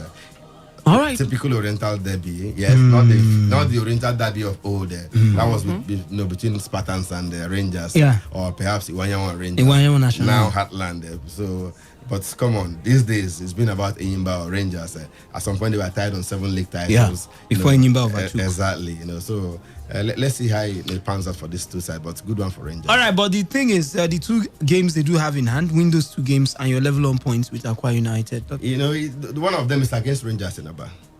Okay. Sorry, no, against Lobby Stars. Lobby Stars. They play against Lobby Stars, and I play against Rangers too. Yes, one of them is against Rangers. I think the one with Rangers is in Aba. Lobby Stars should be away. No, Lobby Stars is also in Aba. Yeah. The 2 are home games. They have 2 home games and 2 away games. Okay, and they've done they played. Okay, no, this one is an outstanding match. Yes, this is an outstanding match. They're supposed to play on last first stanza. They have played 2 home matches now. That's Ifeanyi Uba and Rangers. Yes. No, okay. No, the one with Ifeanyi Uba is an outstanding game, and it was at home. The one with Rivers United was an outstanding game, and it was away. So we have one away and one home. Lobby home. Okay, Lobby home. Yes, Lobby home outstanding. Okay. Lobby home to make it, then there will be one more outstanding. That's Rangers away. Oh, okay. Rangers away. Which they played yesterday. Which they played yesterday. So it's like, that's what I'm saying. They haven't played their match. So they've not played match day 20. Yes, okay. yes, this is match day that should be the proper way. Exactly. All right, we'll open the phone line 0817-0000951, 0810-951. I mean, Aqua United fans, is it time to celebrate? Or you think it's too early? Aqua United are on top of the table, and Rivers United, they won anyway, but they're still somewhere in fourth. Good afternoon. Today's Sports Live. Yes, good afternoon. I greet you. Yes, good afternoon. I'm Promise. I'm calling from Ililiwa. Promise, you're welcome. Yes, Emeka has taken time to explain the inadequacies of going, circling around the continent. Well, he's claiming that is not an excuse, but as it is now, it's an excuse. This is the same Emeka who has projected that the 4 outstanding matches, Enyimba is going to get 12 points and top the league. No, I never said so. Please, don't say that. It's very, very, it's very, very unfair and incorrect. No, it's very, very incorrect. What I said, there are chances that they could win all 4. There are chances that they could lose all 4 too. There are chances that they could win 2 at home and I mean draw 2 or whatever. Well, it's just a projection. It never wasn't. It's not going that way. So I want to blame the coach. How can he now change a whole team completely? Some players that have not been playing over time, you want to change. No old player. It's not good like that. I think, just like Steve said, you produce other players to beef up. But they introduced other players. The likes of Somiari Alalibo hadn't even played. I mean, we saw the Yakubu guy too. I mean, they rotated the squad properly against Rangers. Okay, then they have to brace up to make sure that they fix up the league, if at all, because this year there's a lot of competition among the teams that are going to win. Very true. Thank you. Thank you so much for your thoughts. Yes, the competition is really high. Yes, intense. I mean, lots of teams are in the mix. National United do brilliantly this season. All right, back to the phone lines. Today's Sports Live. Good afternoon. Hello, afternoon. This is Obialo from Oyibo. Obialo, you're welcome. Yeah, thank you. See, Enyimba issue for now. Enyimba, to me, I believe they will bounce back. Let them focus on the Continental this week. Let them work hard so that they can get at least a draw and come back and see the work here. But for the league, they will be at Continental next year. All right. Thank you so much for your thoughts. We hope so that they would be able to do something important against Pyramid. I think the one of Pyramid concerns every Nigerian. No, it's one game at a time. Yes. You can't be playing Rangers and thinking of Pyramid King. You finish Rangers and face Pyramid. Today's Sports Live. Hello, good afternoon, Wisdom, Emeka and Kim. Good afternoon. It's Stanley calling from Port Harcourt. You're welcome, Stanley. You remember I told you that as a Rangers fan that we would always emulate. I remember that one. And yesterday we promoted them. We walloped them. 2-0 only. We are going to do it again, and I was going to do it again at the Cathedral. So no, it was at the Cathedral yesterday. I think it. Okay, they played at the Cathedral. Yeah, they confused us a bit, but somehow. Okay. Sorry, I wasn't aware of that. Rangers were home. We are going to do it. We are going to do it again in the Enyimba Stadium. All right. Yeah? In your mind, though. Never say that. It's your team at the moment. But where are the Aqua United fans? Yeah, on top of the league, they should be I calling mean, now. They should be, boasting right now. They will definitely be very, very happy. Good afternoon. Eto is one of them, I guess. Yeah. Good afternoon. I'm fine, Albert. Good afternoon, Jonathan. Good afternoon to you too. Yeah, as long as I think the defeat about Rangers, no meeting. We understand the Ultra Derby, the teams from the Eastern Part, and they don't feel respected what they have achieved in the time.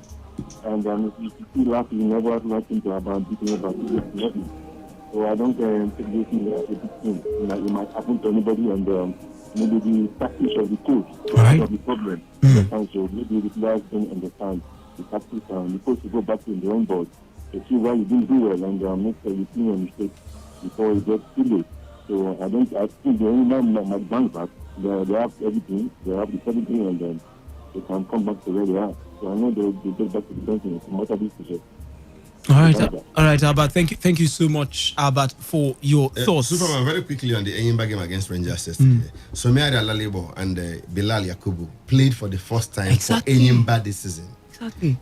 It's 20 matches into the season. For Enyimba, it's 18 league matches yesterday.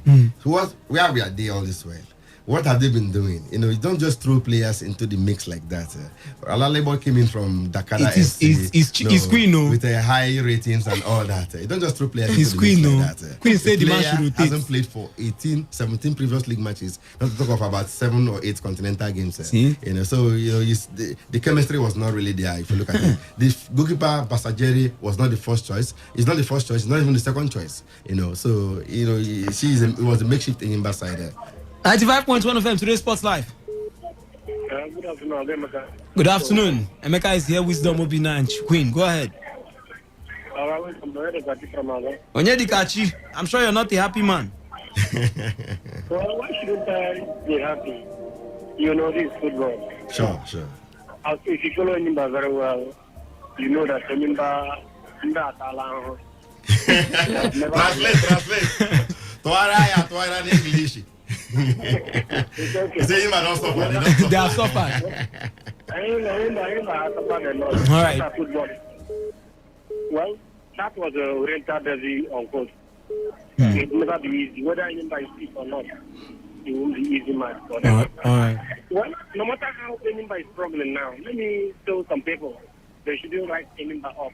These 18 matches. League is like a marathon. Anything can happen before next 10 matches to the end of the league. All right. Remember that we are talking about Enyimba. I know when I say Enyimba, you know who I'm talking about.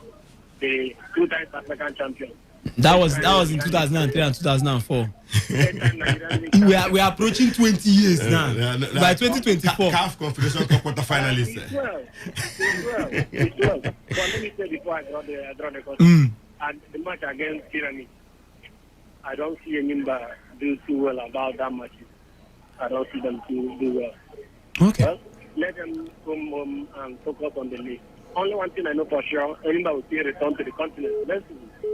All right. Thank you so much, Dikachi, for your thoughts. With that, we move to Europe.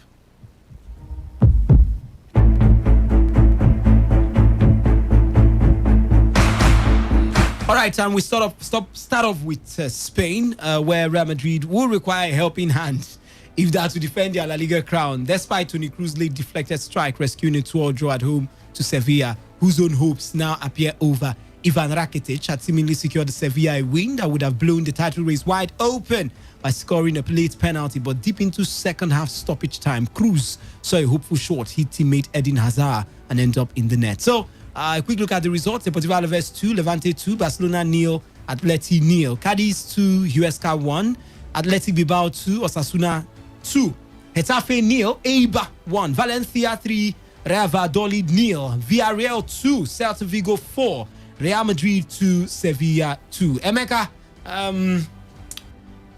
some of us felt Real Madrid would just beat Sevilla and just go level on points with Barcelona. But football, they say, is not mathematics. Definitely. The same way you thought the Imba would beat Ifeanyi, and the Imba only escaped defeat at home, by whiskers, as a matter of fact. And that's football for you. It's quite unpredictable. It's a very spontaneous game. Things can change. The dynamism of football is something you can't fathom. When you think it's going this way, all of a sudden it goes the other way.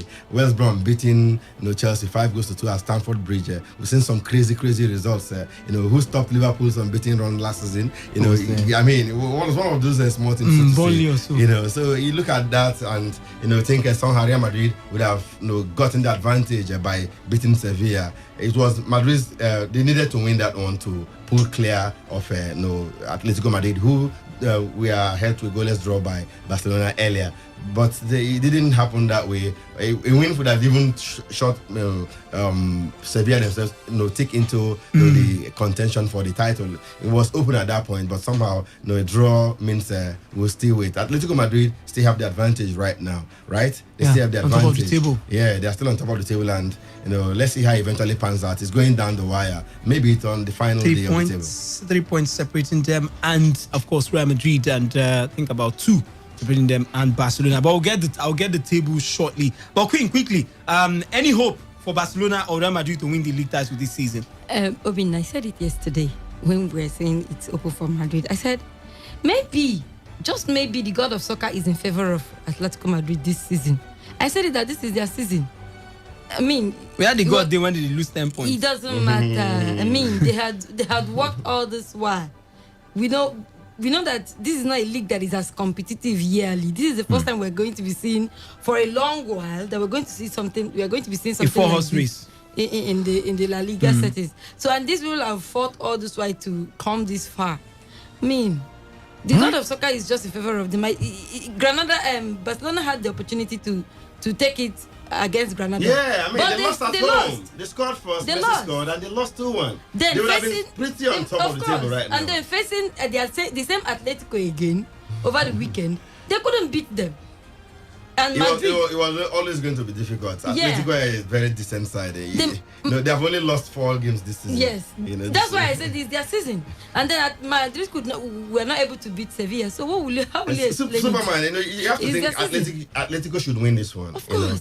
It would be unfair to football and to Diego Simeone and the hard work the players put. But come on, football, like one of our friends, Dawson will say, football is not a reward system. You have to earn it. You have to work for it till the last day.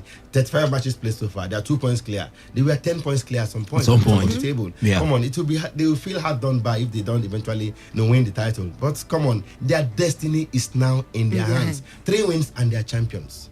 Wow. Just 3 wins. Wow, and they have 77 points. 77 points that they have. Real Madrid have got 75 points. Real Madrid are in second place now because of course, better head-to-head against Barcelona, who have also got 75 points. No, it means if Real Madrid had beaten Sevilla, Real Madrid will go level on points with Atletico. But they have a better head-to-head, which would have put them on top. Exactly. And they will be in pole position to retain their title. It is what it is. Let's move on and talk about the English Premier League. Where Manchester United are guaranteed to finish in the top 4 of the Premier League thanks to Everton's 1-0 win at West Ham on Sunday. The Red Devils 1-3-1 at Aston Villa earlier today. Bruno Fernandes, Mason Greenwood and Edinson Cavani, who by the way just signed a contract extension, securing all 3 points after Bertrand Traore's opener. It was the 10th time this season United have recovered from conceding first to win, which marks a record in the Premier League. All right, so Leeds United 3, Tottenham 1, Sheffield 0, Crystal Palace 2, Man City 1, Chelsea 2, Liverpool 2, Southampton 0, Wolves 2, Brighton 1, Aston Villa 1, Man United 3, West Ham 0, Everton 1, Arsenal 3, West Brom 1. Emeka, the first 2 positions have been taken. Who do you think will take the remaining 2? We have Chelsea on 3rd position. Of course. Chelsea are pretty there. Well, not very pretty. Just 1 point clear of 4th place Leicester. Leicester have now been knocked down to 4th position, right? And following West Ham's loss to Everton at the weekend, West Ham are 5 points behind with 3 matches to go. So I think Leicester will have done enough to secure the 3rd spot, or maybe one of the 4 spots right there. So for the fourth position is open right now. I think it's open. We have Leicester City. Okay, sorry. Chelsea have done. I mean Chelsea. I don't think anything will change again. 64 points. Yes, Yeah. I don't think anything will change 80, again. 70, 64, 63. So I don't think anything will change again at the moment. I think the league, the top four has been settled the way it is right now. Because you look at Leicester City on fourth position right now. They are 5 points clear of fifth place West Ham United. I don't see Leicester losing 2 matches to hand the initiative to that position to West Ham or maybe any other thing right there. So I think the top four has been settled. The good thing is that we might be seeing Juventus and Liverpool in the Europa. Is it a good thing? I don't know if it's a good thing, but I think the Europa League will be interesting.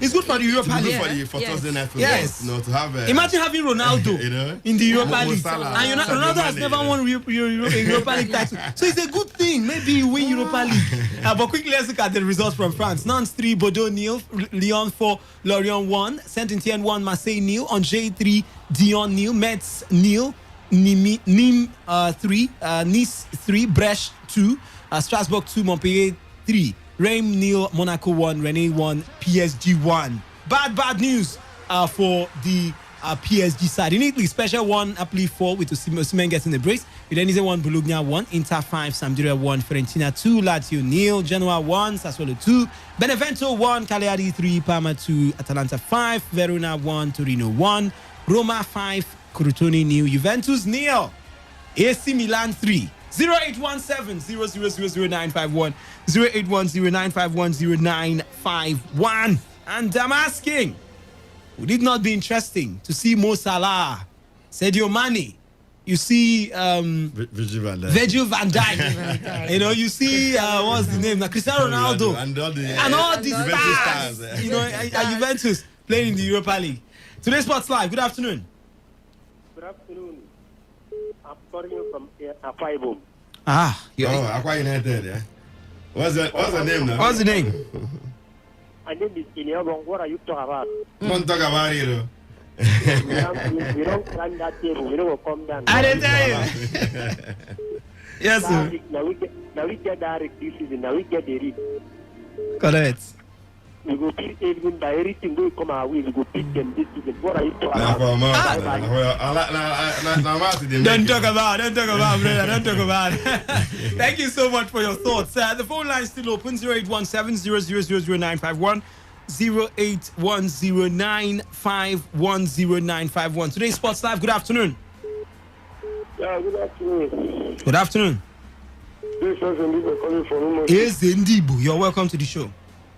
Yes, I just want to say I'm happy for where my club is now, Manchester United. Just fact that we are not celebrating the trophy, but at least we are making it to second position.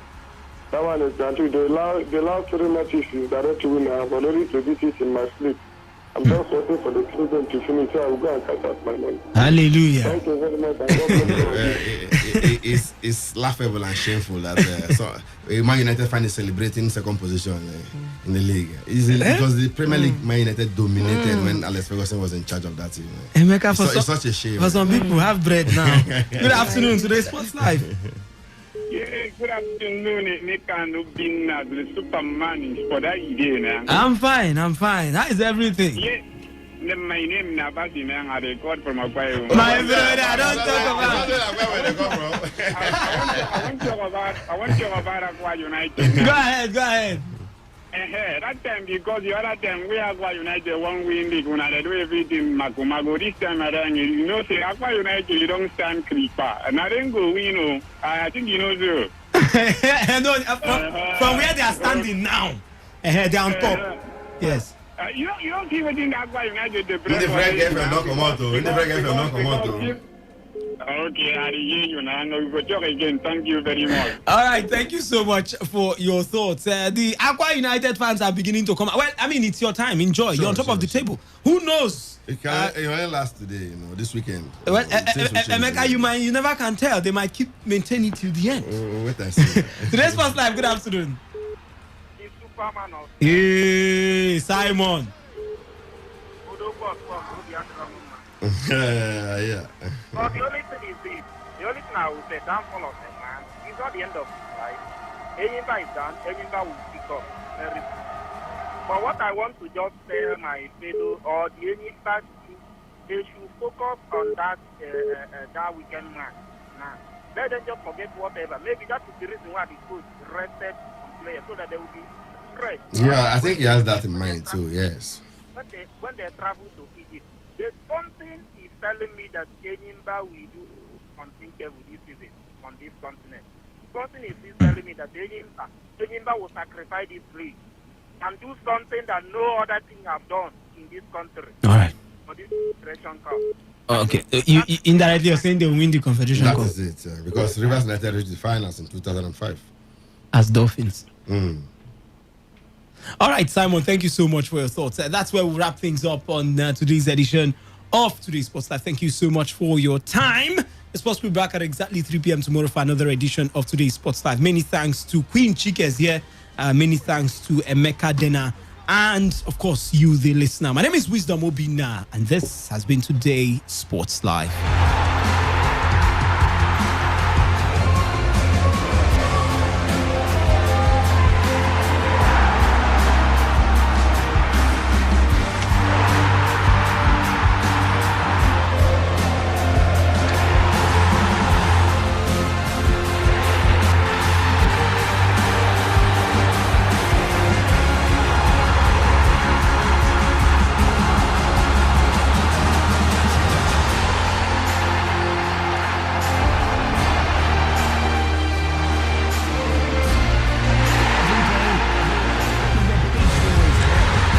On our 24-hour news team to bring you the latest. Today, 95.1 FM.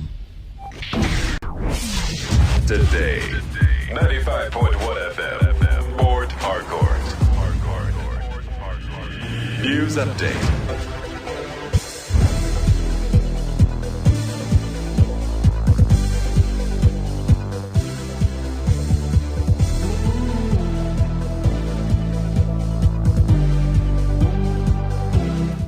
Good evening. Here is the news update at 4 on Today 95.1 FM Port Harcourt. I am Kalada Kurubatubo. The Lagos State Commissioner of Police, Akim Odumosu, says the State Police Command is investigating the separatist group Odua Republic and also an alleged threat by the indigenous people of Biafra to attack soft targets in the state. The commissioner made this known during the security summit chaired by the Lagos State Governor Babajide Sanwo-Olu of Lagos State. According to the CEP, the commander is taking notice of agitators for Odua Republic by some Yoruba separatist groups and their threats to disrupt law and order in the state. He said that 24 of these groups have been identified and are being closely monitored. The commissioner also called for the support of everyone to be vigilant at all times and report any suspicious person or movement to security agencies. Troops of 8th Division of the Nigerian Army in Zamfara State say they have made enormous progress in the ongoing fight against banditry and other violent crimes in the Northwest. The Army, in a statement signed by its Director of Public Relations, Brigadier General Mohammed Yerima, said they successfully cleared many bandits' camps in Jaya, Kadaya, and Bayan Ruwa, among several others, and successfully neutralized 48 bandits. The statement added that the bandits' leader in the area, Jumo, sustained a gunshot wound to his leg, and the troops rescued 18 kidnapped victims from the bandits' enclave. It further disclosed that 8 AK-47 rifles and 1 G3 rifle, as well as 1 PKT and a machine gun were recovered from the bandits. There appears to be a disagreement in the family of Rumakani Wolu in Rumusi community in Obiakpo local government area of River State over the collection of rent of some shops located at Rumusi Junction. The head of the Rumakani Wolu family, Chief Augustine Inadi Thomas, in a statement accused the chairman of the building committee of the shops, Godwin Wobo, of collecting the rent without the approval of the family. The statement warned the general public against paying rent to anyone not approved by the family. Reacting to the allegation, Godwin Wobo said as the chairman of the building committee, he only collected money from only those who were interested in taking the shops, stressing that such money was used to erect the shops, after which accounts will be made to the family. Actually, I was made the chairman of the building committee at Rumusi Junction. And not also that the family gave me money to start a building. It's a building I collected money from the people I've indicated interest to own one, which the family was aware.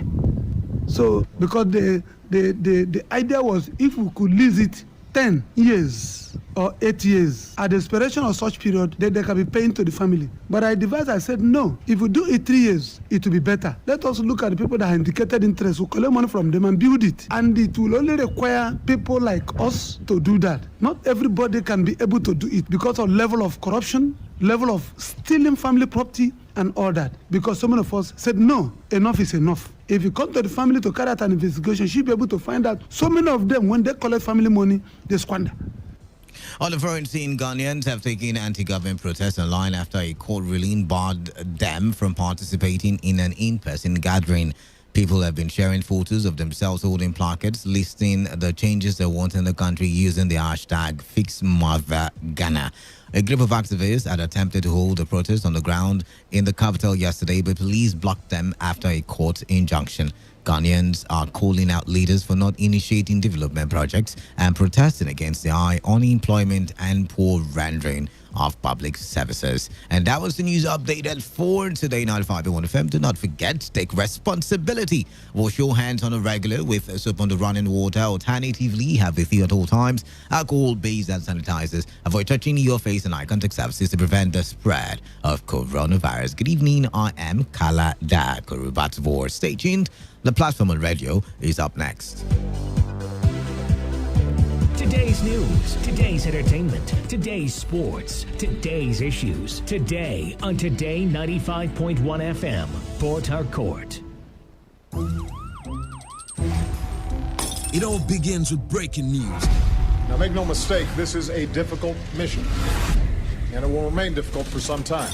Then the currents are often missed or underreported. Insecurity here is basically a product of poverty. But not anymore. As the platform on radio steps in to fill the missing links on events, issues, and personalities in the news. I'm not afraid of anybody.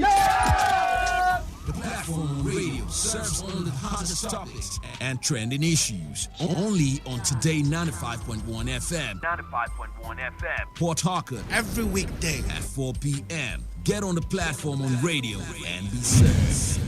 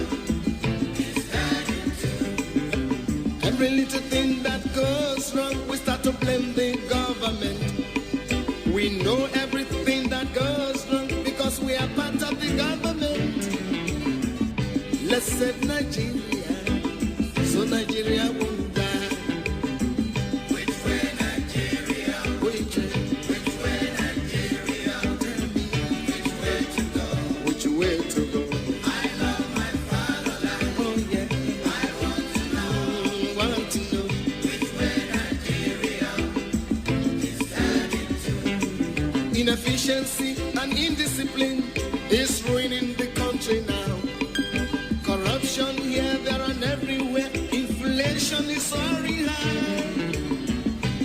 save Nigeria, so Nigeria won't die. Which way Nigeria? Which way Nigeria?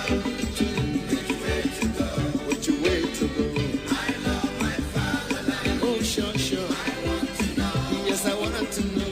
Which way Nigeria is heading to? We made mistakes during the oil boom, not knowing that was our doom. Some people now have everything, while many, many have nothing. Let's save Nigeria, so Nigeria won't fall. Which way Nigeria? Which way Nigeria? Which way to go? Which way to go? I love my fatherland. Oh yeah. I want to know. Yes, I want to know. Which way Nigeria is heading to? Green revolution is a reality. Let's give it a chance to grow. Let's join our hands to farm the land so we can have enough food to show. Let's save Nigeria, so Nigeria won't die. Which way Nigeria? Which way Nigeria? Which way to go? Way to go? I love my fatherland. Oh sure. I want to know. Yes, I want to know. Which way Nigeria is heading to? Our ambition to be millionaires is running the country down. We all want to be millionaires and to live in the air. Oh, let's save Nigeria, so Nigeria won't die. Which way Nigeria? Which way Nigeria? Which way to go? Which way to go? I love my fatherland. Oh yeah. I want to know. Yes, we want to know. Which way Nigeria is heading to? Remember that a simple step is the beginning of a million miles. Let's start right now to repeat ourselves so as to make the country smile. Let's save Nigeria, so Nigeria won't die. Which way Nigeria? Which way Nigeria? Which way to go? Which way to go?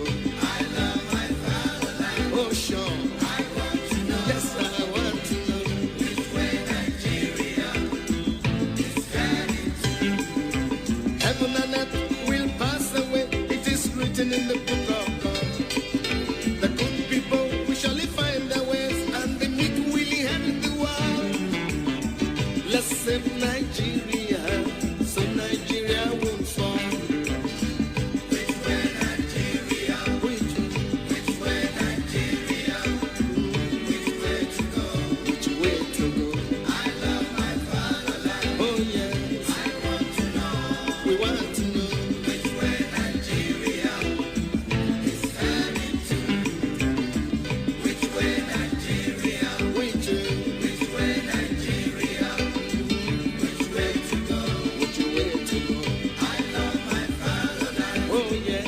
I want to know. Yes, I want to know. Which way Nigeria is heading to?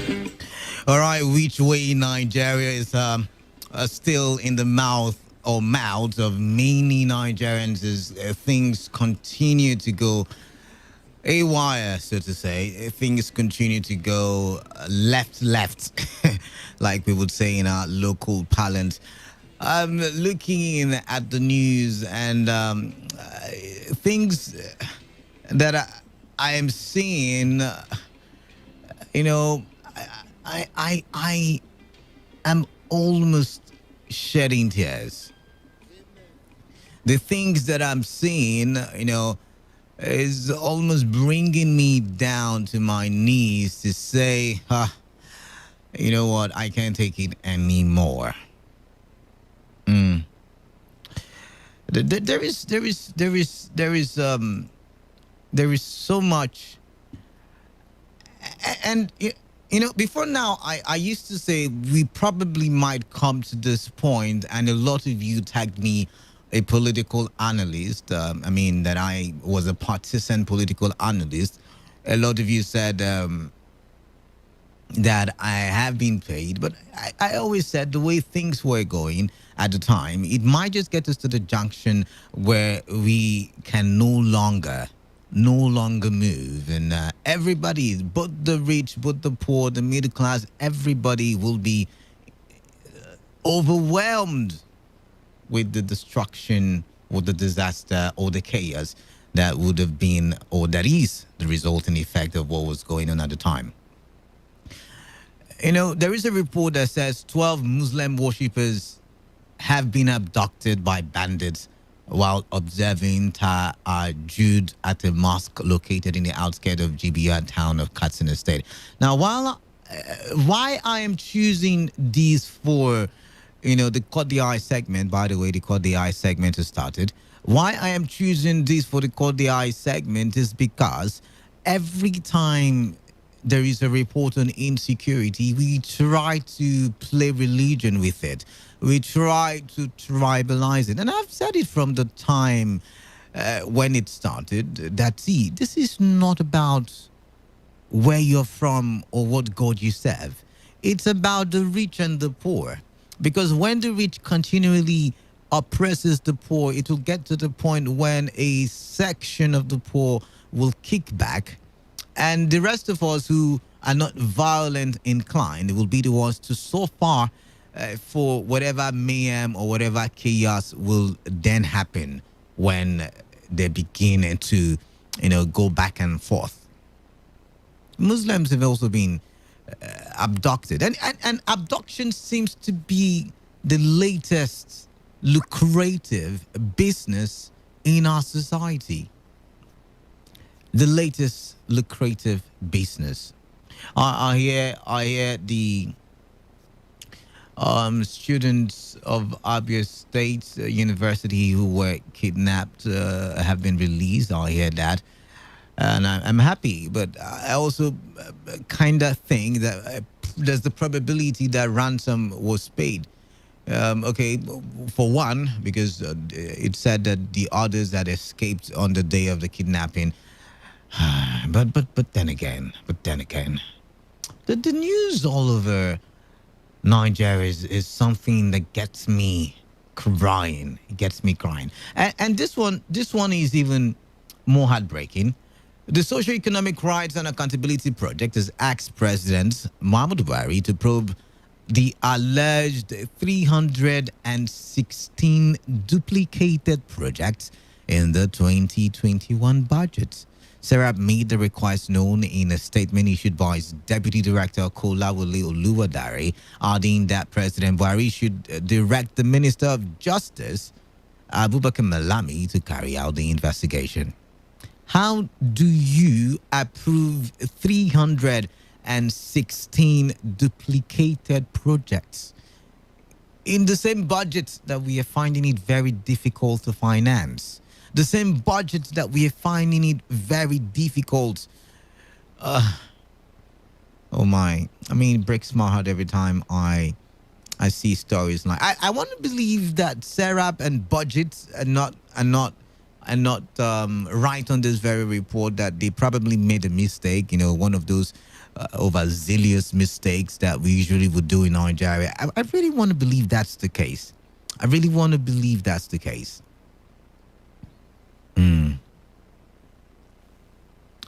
I really want to believe if that's the case. But you see, what is also most eye-catching for me today is the level of fear in our society, especially in the southeast and the south. As you might have noticed, there is the intentional killing of security agents. It started here in Rivers State with the killing of soldiers and police officers and custom officers in the Omagua area. And just on Saturday, I know for those of you who listened to me on Saturday morning, you probably must have heard about it when I was talking about it. There was the killing of security agents, from Choba to Rumuji. Choba, Obakri, Rumuji, and there's another place, I've forgotten the name of the place, all in Rivers State. And like I have been saying, they are beginning to attack our institutions. And when they cripple the institutions, who do you think is next? Who do you think is next? You and I. I mean, for some of you, you're praising them. You're saying, "Oh, the police have been unprofessional for too long a time." Even though I should agree with you on that one. I mean, but then again, my goodness. Then again, two wrongs never make a right. I mean, we're already beginning to feel the impact of it because the traffic being caused by the closure of roads where police stations are sited is beginning to affect you and I. It's beginning to slow the economic activities in the states. And now there is a curfew by 7. And for those of us who usually would make money at night, we no longer can make money at night. It's beginning to affect you and I.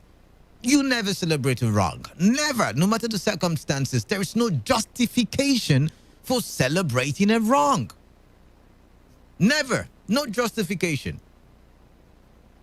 So for those of you who are blowing the trumpet and saying, yes, they deserve it, I hope you're beginning to see that it's going to have a ripple effect on you and I. And when these guys no longer have police officers to kill, they will turn on you and I because power intoxicates. Once they start, they cannot stop. So it's time for you and I, everybody, to begin to take the bull by the horn and make sure that we bring all of these people to book. And I'm hoping that the police officers have learned, because someone called me this morning and said, Canada, can you help me? I think something it had to do with the police station around Ozoba. And I want to make an appeal to police officers. See, this is the time for you to win over the civilian population on your side, because with them on your side, you can win this fight. This is the time to begin to act professional. This is the time to change the narrative, change your attitude. Now, if people did break the law, you don't go with iron fists. You go about it in a diplomatic way. There is always a punishment for people who have broken the law. Why not try and make sure that you do the punishment, or you enact the punishment, rather than trying to play God? Now, yes, some people did break the curfew, which I'm angry at them for doing, but it's not enough to play God. Please, I'm just asking you, be professional. Go ahead and do your duties, but be professional about it. Stop taking 50 and 100, tithes and offerings on the road. Try and be friendly to the people that you're policing over. Without them, you wouldn't be needed.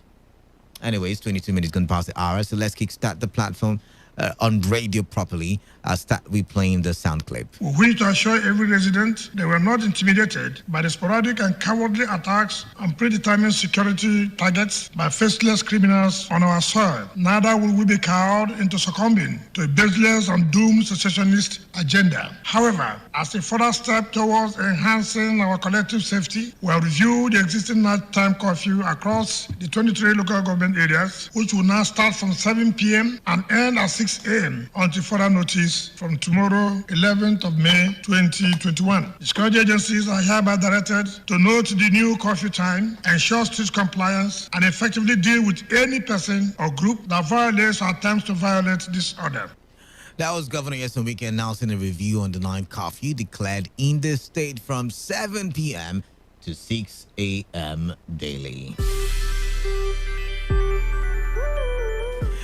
You're welcome officially to another edition of the Platform on Radio, the first edition for this week on your premium talk radio station, Today 95.1 FM Port Harcourt. I am Kalada, and I like to think of myself as the man of the people. Right about now, I will bring the top stories your way, the trending stories your way. Remember, the Platform on Radio is all about the trending stories, and unlike other shows, this time we look at correspondent reports on the trending issues happening. Our correspondents go out when they hear the trending stories, and they try to find out where the issues are happening, how it is happening, where and why, and how the people in these places feel about the happenings, the events, and we talk from a place of complete knowledge. On the menu for today, we will be serving you the stories. Rivers State government reviews night curfew from 7 p.m. to 6 a.m. daily. Rivers State Police Command warns against boarding of taxi in lonely places as cases of one chance increases. PDP calls for sack of Minister of Transportation over alleged corruption in NPA.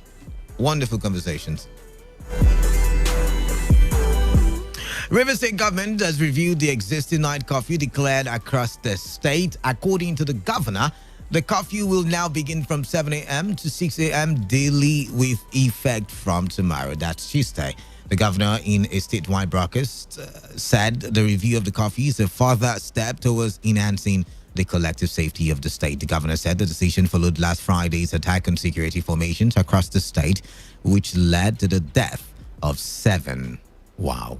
1, 2, 3, 4, 5, 6, 7. Not 7 cows, not 7 rams, not 7 dogs, not 7 fowls or chickens. 7 police officers, human beings. We wish to assure every resident they were not intimidated by the sporadic and cowardly attacks on predetermined security targets by faceless criminals on our soil. Neither will we be cowed into succumbing to a baseless and doomed secessionist agenda. However, as a further step towards enhancing our collective safety, we have reviewed the existing nighttime curfew across the 23 local government areas, which will now start from 7 p.m. and end at 6 a.m. until further notice from tomorrow, 11th of May 2021. The security agencies are hereby directed to note the new curfew time, ensure strict compliance, and effectively deal with any person or group that violates or attempts to violate this order. The governor said his government is determined to deploy everything at his disposal to advance the security of lives and property in the state. We have reviewed and for the moment declined the pressure on the state government to activate our youth to defend the state from these terrorists, because we don't want to complicate our very delicate security situation by creating opportunities for some other monsters to emerge. However, we're determined to deploy everything at our disposal to advance the safety and security of lives and property in our state, and nothing will stop us from defeating the evil forces presently threatening our individual and collective security. We continue to appeal to members of the public to understand with us in the midst of the economic troubles that our actions may inflict, as our one and only aim is to achieve and sustain the maximum security of lives and property in our dear state. We further appeal to the public to understand that security is everybody's business and play their own roles, especially in passing intelligence information to law enforcement agencies to process and take preemptive measures to counter and advance our collective security. All right there. You heard the governor talking about securing the lives and properties of people in Rivers State. Before I go ahead to ask the questions on my mind, I want to call out these people perpetrating these acts on security agents. I know they listen to radio a lot because they try to feel the pulse of the people and they try to understand where they can, perpetrate their next evil activity. But the truth is, you all are cowards. You all perpetrating. See, I understand that a lot of things might have caused you to react in this manner, but you're cowards because if you've decided to go through the shortcuts, which is violence, if you've decided to throw the region into a state of chaos, then I want to call you coward. You are all cowards. And I'm hoping that if you can hear my voice, you would make a U-turn at this time and do what is needful. Because the people are the ones who are going to suffer, not even the politicians, not even the so-called big men in the police commission or the police force. It is the poor, you and I, that will suffer. Which brings me to the question. How is this going to affect the already battered economic activity or activities in the country, or would I personalize it now, in the state? How does this curfew affect the economic activities in the state? We're already in a situation where we are grappling to feed. For many of us, we're grappling. Eating on a daily basis is such a very strenuous task. And now there is curfew. For some of us, we work at night time. It means no money, no revenue, no salary. How does this affect the economic activity in the state? I'm talking about the curfew now. Secondly, is the curfew the best solution to the insecurity in the state? If no, what is the way forward? Because I want to think at this point, the governor is trying to do what he has to do. It is his responsibility. The onus lies in him to make sure you and I are safe. What is the way forward if you say curfew by 7 is not the way? Because we had curfew by 10. Those guys still came in within that 10 o'clock hour, did what they did, moved within that 10 o'clock hour out of the state possibly, and we woke up with the news of 7 police officers dead on Saturday morning. So the numbers to call in are 0817-000-0951 and 0810-951-0951. Let's find out who we have here. 95.1 FM, your name, your location. Where are you calling? Or why are you calling? Gift. All right, gift, welcome. Canada. Hey, good afternoon. I don't even know where to start from, but frankly speaking, Canada, I don't want to pray for such things to take place in Bayelsa. All right. Because if such thing will play out any moment, any day, Canada, I am telling you, it will not be easy to these people, just like what you call them, cowards. All right. It's not even a threat, but reality. All right. I only urge our brothers and sisters in River State to rise up to the occasion. All right. The 7 p.m. review, it is tough, it is difficult, but for now, when as a governor, you don't have the power to command, to sack, I would have complained, but this is the only thing for now in short term that the governor can. All right. I'm telling you, Canada. All right. But yes, I hope almost that is, if you're talking about 100% of the youth, 80% are even expecting it to come up so that at the end of the day, we'll know who is who. Yes, if you have that strength, all right. Try it. So you all are doing community policing then? Just try it. All right then. All right then. All right then. Thank you very much, Gift. Thank you very much, Gift. We've got to move on. Gift is saying in by outside it's community policing. Please, line 2, engineers. Thank you. 95.1 FM. Yeah, this is Mr. Zion. Good afternoon. Mr. Zion, good afternoon to you. Or good evening, rather. Good evening to you. The issue at hand is a call for a total participation, a total involvement for everybody to see how we're going to handle this matter. You know, if you look at their modus operandi, they are specific in their attack. Yeah. And calling them cowards for this is not necessary for now. Okay. I'm telling you the truth. Okay. They are not attacking the innocent or the defenseless people. They are attacking harmed men and women. But Zion, if you listen to me, I said it grows, you know, from attacking the people with guns. Who do you think they will attack next? No. Okay. See, the truth is this. Yeah.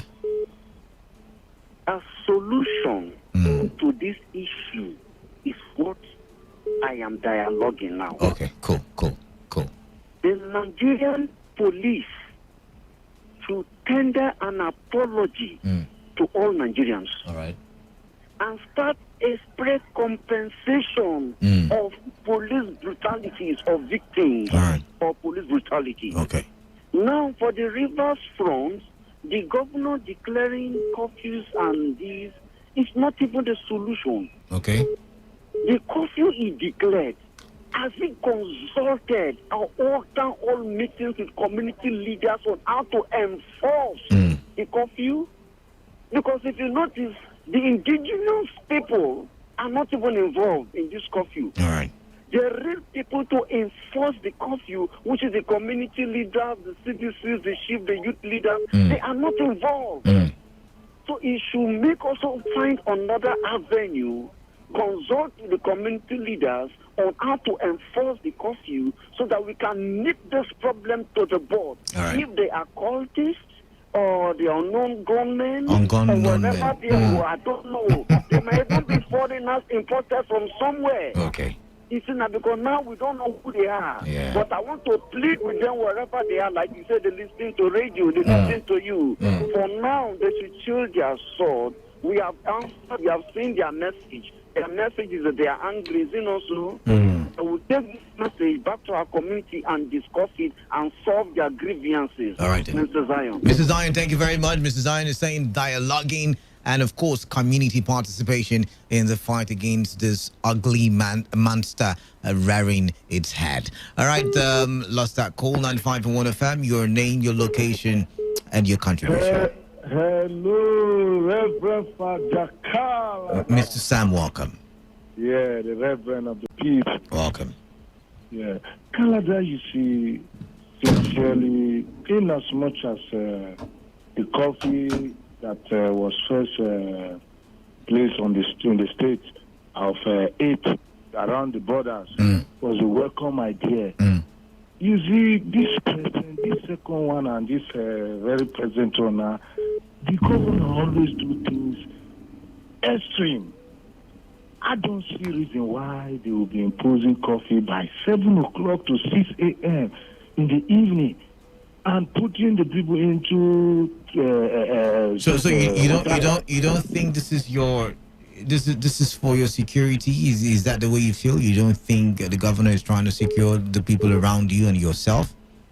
See, Mr. Kalada, you see, this thing is not helping anybody, rather it's causing more damage to the people. And you see, that is why the governors now should wake up. When we are talking about insecurity in the country here, this thing is caused by the governors and these security forces that they are being attacked today. Because why am I saying this? The governors, they will connect security votes.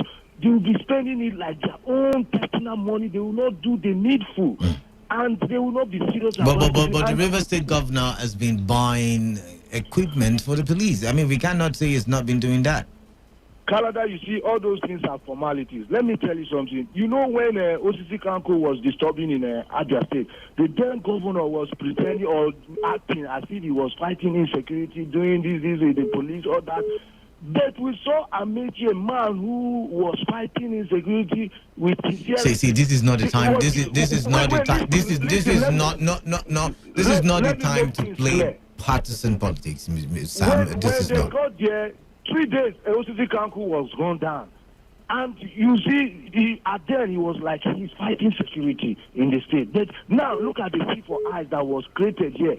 How did they manage it before now? If those things have been functioning and in existence, this problem won't have been like I said, it's not the time to play politics. The governor is not in charge of the police. The governor can only assist the police with equipment. How they use the equipment is up to the leadership, like the commissioner and every other person in charge in the police force. That is what they will say. They are not in charge of the police. But when it comes to protect themselves, they will be in charge of the police and the money that is coming in for security votes. All right, thank you, Sam. Thank you, Sam. We've got to move on now. Thank you very much. 95.1 FM. Please speed up. The line 2 isn't really working. I need assistance in the engineering unit, please. 95.1 FM. What's your name? Hello, good afternoon. Good evening to you. What's your name? Good evening. This is Friday calling. All right, welcome. I think that for the governor to declare curfew from 7 p.m. to 6 a.m. is not the right move. All right. Yeah. Okay. What if these people now strike again? What is he going to do? Is he going to shut down the whole of the state? Because these people strike, he shut down the state from 10 p.m. They still come in and strike. Now it's 7 p.m. to 6 a.m. If these people, if they come in again and try, there will be a 24-hour curfew. I mean, we've seen it happen before. Have you not seen a state of emergency put on the state when there is violence at an extreme level? So yeah, maybe that's what it will be.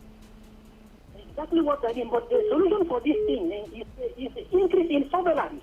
Increase in surveillance. Okay. Yes. Increase in surveillance. Exactly. All right then. All right, then. Thank you very much for calling. Let's move over to the next story. Rivers State Police Command has advised members of the public against boarding private vehicles in lonely areas to avoid being victim of the kidnapping syndicate popularly called One Chant. The command spokesman Inamdi Omoni, who was reacting to recent increase in cases of kidnapping, advised against patronizing private car owners or vehicles who volunteer to give them a lift. Omoni, who is a superintendent of police, in an interview with our correspondent Uchendu Ejawa, encouraged residents of the state to be security conscious about the criminals who go about attacking those who board their vehicles. We have read out a number of security tips for unsuspecting publics. You must know that there are things you shouldn't do. For instance, do not patronize any taxi that stops for you voluntarily without even your bidding. Know that something is up his sleeves. Don't board a cab in a lonely place. If you do that, they may take advantage of you. If you must board a cab in a public place, especially a designated places where taxis are allowed to park and pick passengers. There's no way this One Chance people can go to such places to pick passengers. They always look for isolated places to perpetrate their criminality. So people should be able to develop this security consciousness among themselves. If somebody offers you a free lift, it's always dangerous. If you notice red faces in the taxi you have boarded, you can stop, you can raise an alarm. And then when you get to places where police are, an action will be taken immediately. The State Police Command spokesman also dismissed reports of shooting at Kala Police Station while within mile 4 access of the Ikwere Road in Port Harcourt. Now, okay. There's been a lot of talk on social media about One Chance, some people entering cab and they were looted or waylaid. Sometimes they use charms to make the person, is it what they call it now? They hypnotize the passengers, and the passengers do not really know what they are doing, and they make transfers or they go to ATMs or they collect their phones and all that stuff. While we are looking at this new trend of attacking police officers, there's also the old trend of One Chance now even becoming more popular. And I'm wondering, how did we get here? What is the solution?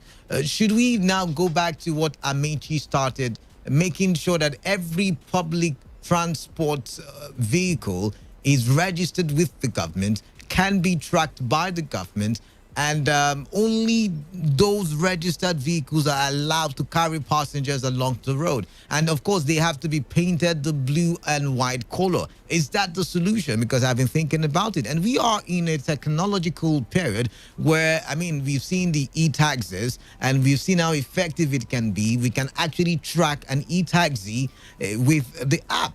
So once the passenger complains via his app or her app, that driver is trailed, is found, and probably prosecuted. We've seen it happen in Lagos a couple of times. So do you think the Rivers State government, the Ministry of Transportation, should begin to imbibe all of these technologies in the transportation system in Rivers State? We need to curtail these. So if a bus is moving from Rumokoro to Eche, it should be registered and in the computer system or the computing system of the River State government. If a bus is moving from Choba to Impiama, it should be registered. So, every passenger who who enters, I beg your pardon, who enters that vehicle is also known at the period. The app tells, Kalada is in the vehicle. Every passenger can be tracked. Every driver can also be tracked. Maybe that will solve the problem. It's time we begin to look at innovative ways at securing lives and properties in our state. But hey, what do you think? What do you propose? How do we tackle this? What can you say about the increasing cases of One Chance in River State, and how can it be tackled? 0817-000-0951 and 0810-951-095. 951. I'm sorry about that. All right, the 95.1 FM. Good evening. Yeah, good evening to you. What's your name? My name is Daniel. All right, Daniel, welcome. Okay. The security or One Chance is being called. can be regulated by two people, which is the government and some of these unions. Okay. But seriously, I must confess that River State government has been fine one thing in terms of security plan. All right. Security go beyond operation something, think and all that. See for eye, buying vehicle and buying all those things. Security go beyond that. You have a Ministry of Transport and you have commissioner on that department. What is he doing? Maybe he should pay you and I so we can do consultancy for them. What do you think? That is what I'm saying. Well, for me, why you run a ministry is to bring a policy that will checkmate on certain things that happen in your ministry. And that is why commissioner is being employed or maybe hired by the governor. Because for me, they are hired. Yeah. Then what is the solution? The solution for me is simple. If you are in a state, you must have numbers of the vehicle that is operating within your state. Yeah. For example, the Transamadi to Slaughter or Transamadi to Garrison. There will be some numbers of the vehicle being registered with the union. The same thing goes for all the whole parks. So that when crime is being committed, we will know exactly which area is it coming from. And secondly, again, if this motor is not being numbered, so you don't have any right to operate. Yeah. It's not simple, but here in River State, it looks like the government of River State is more of thinking out. All right, so you are saying the government is, you're saying the government is to blame then? Yeah, the government is more of thinking how to be the flyover than even the state. Just like big example, night coffee. All right. By 7, they didn't have to be with people. Security have to be partnering with people. The people that have to partner with police, they should go inside. I smell more danger than this. All right then. People supposed to be outside, so if anything happens, they start shouting, sharing information on the social media. This individual who's supposed to partner police in this crime fight, in this dangerous time, he has them to go inside by 7 o'clock. That is not wise. All right then. I'm not a security expert. All right, thank you very much. Thank you very much, Dan. Thank you, Daniel. Thank you, Daniel. There. All right, still line 2 not working. Let's take this one now. 0817-000-0951 is the line that is working. 95.1 FM. What's your name? My name is Mr. Kalada. Good evening. Hey, good evening to you. Welcome. Please, I just want to share regard to the log. No, we've moved on from the coffee conversation. We've moved on. Well, I have something. Well, for me, regard to the issue on the ground now, we are discussing about one chance. Yeah. One chance. You know, I feel that police and the government have to do, have to have a way of coping this thing, because the way I know, I have interviewed some taxi drivers whereby some of them even engage in form of police uniform. Sometimes some of them also comes in form of police, the guarding of police manner, and whereby some of them also, when you look at when they come from some area, they begin to pick people. You understand? So my take is that government need to come in, and the police to be able to, and the union also. The unions will be very important in this. I can't see the way people will be using their vehicle on the way. Union will not be able to know the people who are also the part of them in the way. All right then. So I feel that this has to be. All right then. Thank you very much for calling in there. Thank you very much for calling in. Keep your calls coming in. Let's get what you think about this one chance thing. Do you think what I've proposed is the way out? We should go back to coloring, the vehicles, the transport, the public transport vehicles, blue and white, so we know which one to enter and which one not to enter. And of course, all of the cars registered with the state government and even the police. And it's not just registered, analog style. It's done digitally. Digitally. 95.1 FM, what's your name? Kalada, good evening. Good evening to you. What's your name? This is Comrade Ngogo. Welcome. Thank you. These coloring vehicles flying or operating in River State to dictate which really is registered or not registered. I think such thing has been done before. And it helped. It helped. I mean, we weren't getting to year one chance that much. Yes. The people should know, why did it fail? Okay. The failure rate can be attributed to the police and all these task force members. Sorry to even put it this way. I'm not trying to drag us. No, go ahead. The police have not been helping matters. They have not been helping matters. And it seems that the anger of the people they have maltreated is just on them now. But it is unfortunate.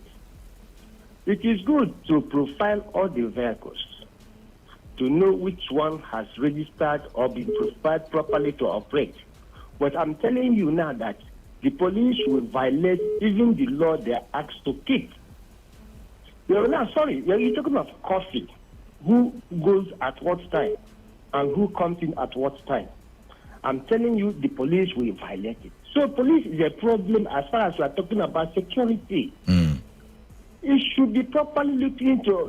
No matter the measures they will adopt, the operators or the operatives of the police who will enforce all these laws, if they are not down to earth to do the needful, bring up every measure, it must surely fail. Right.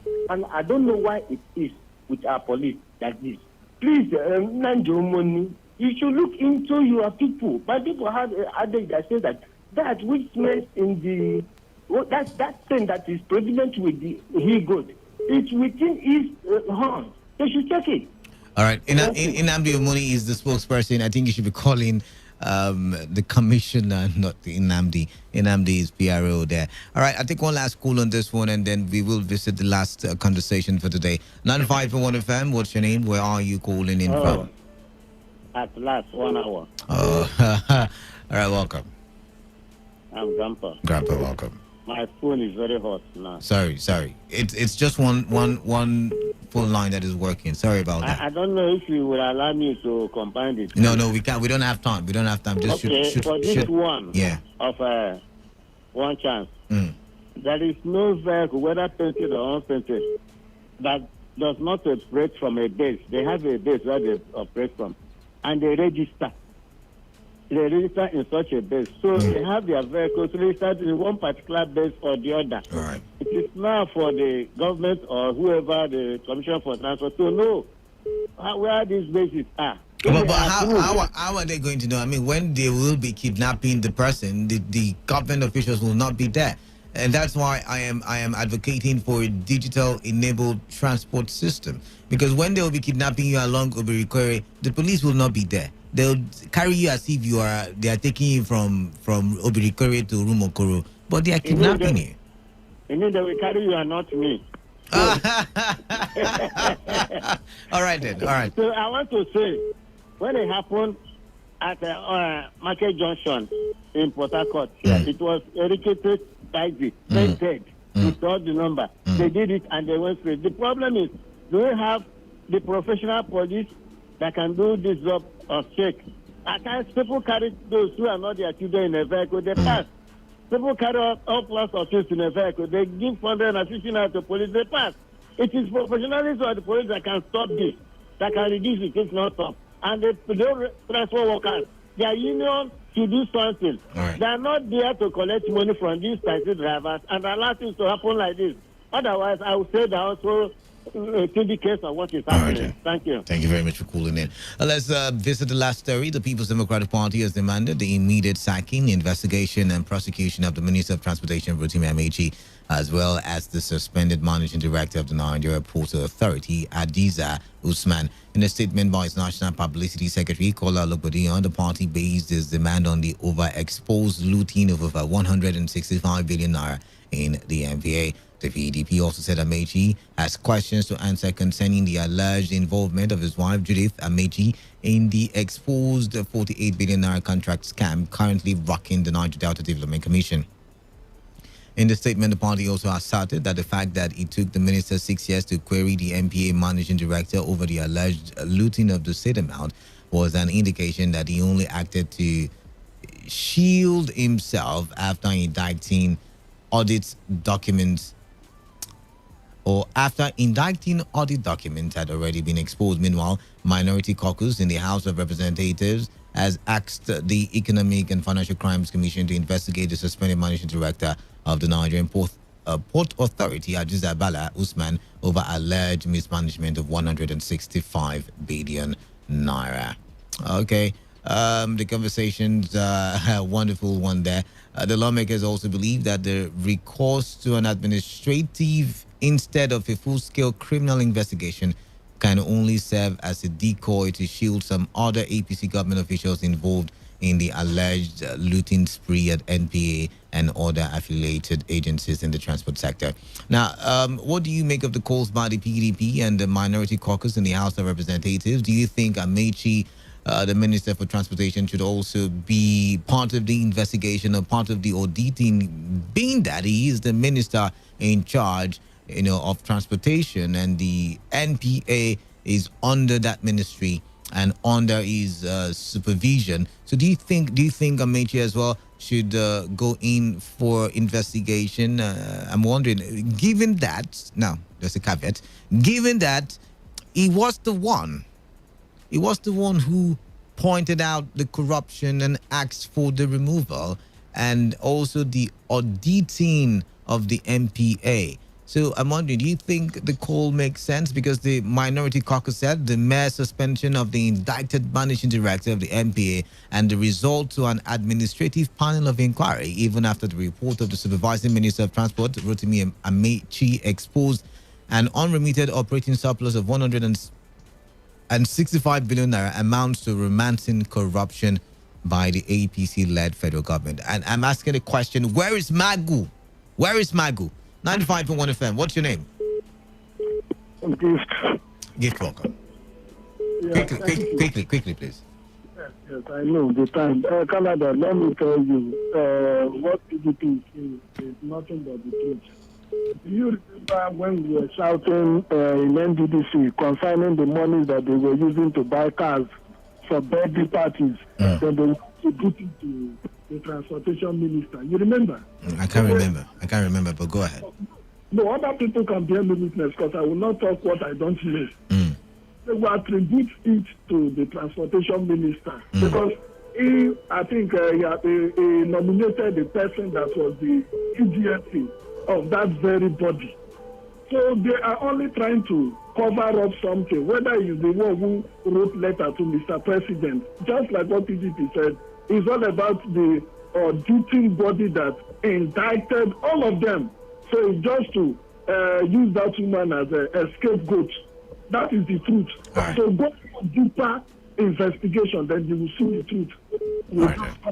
Yes, that is the truth. Thank you very much. Thank you very much, Gift. Let's move on. Keep your calls coming in. I want to take some more calls on this very issue. Okay, I'm going to pick the phone line now. 95.1 FM. Hello. Grandpa, welcome back. Oh, thank you, Lucky now. Oh, Lucky, welcome back. Sorry, you sound like Grandpa. Welcome, Lucky. Yes, I am. I'm Grandpa. Oh, okay.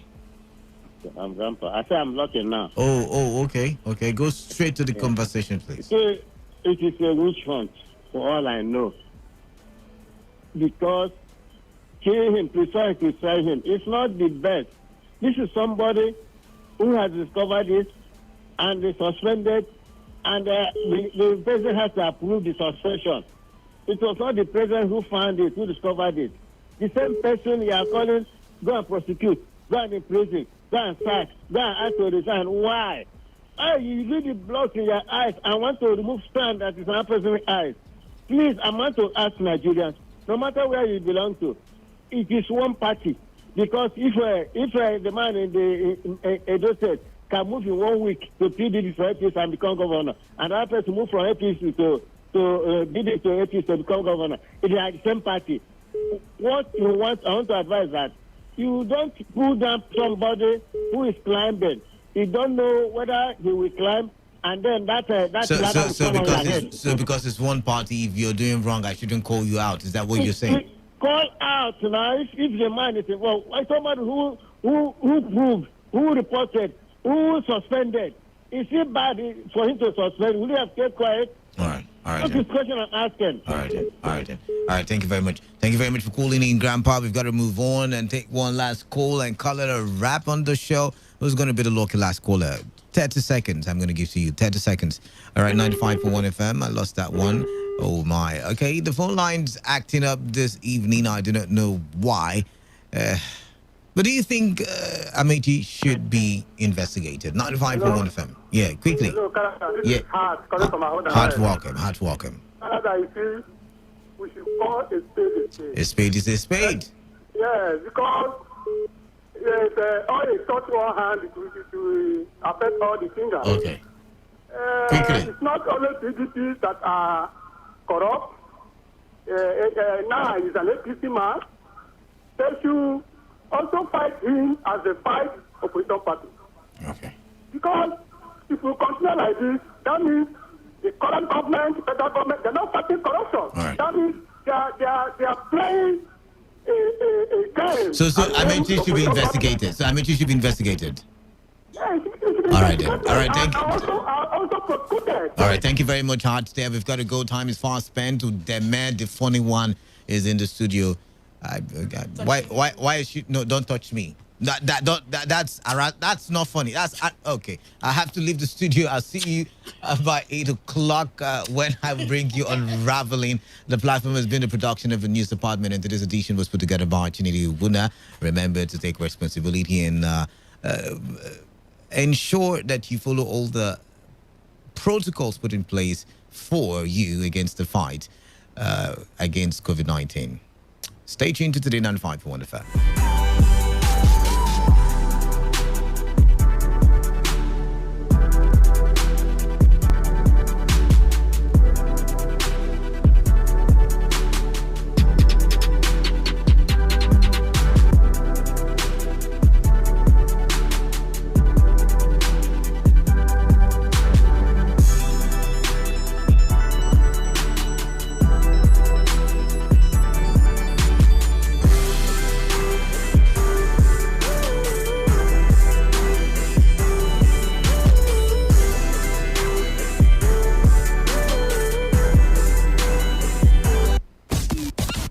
Dawo, eyene kammi. Oda uma. Avare, irioko. Akawuke nang, we reko. Abeg. Do. A diversion. Make we enter Today FM 95.1. And now waiting they happen. Nang they happen for Parakard. Mba, cause no be.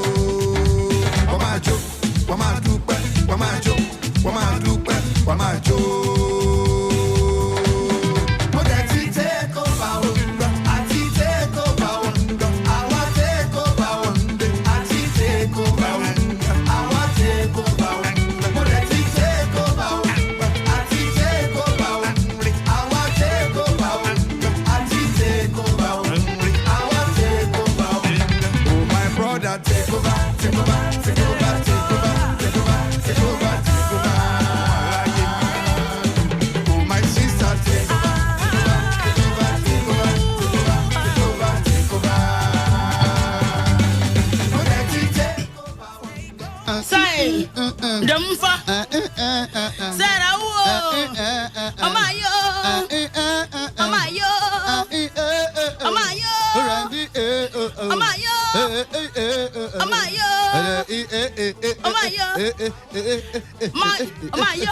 Amayo, Amayo, Amayo, Amayo, Amayo. Just do everything that you. iPad on you. iPad you. Honorable Kitty. I think you don't see that in what they tell about Ekiti. What you make and they why you they jump in here? See, you even talk about Ekiti. You know, see, I'm saying even this a woman, Mrs. Odo, Odo and yet where they welcome me. You know, if one came to come to us, ladies and young domain, distinguished members of the Society, say, you know, I'm saying no day. You know day. So I will go to one. We go charge for your money. We go charge. If 1 p.m. 20,000, 1 p.m. 10,000. Oh, come on, something. Yes, in the case, he can't mind. He can't mind. The speaker has safe. And deputy. He's not well recognized. You understand? He's not well presented. Very bad. He's not well introduced. Equilibrate. Yes. When the breathing is equi. Yes.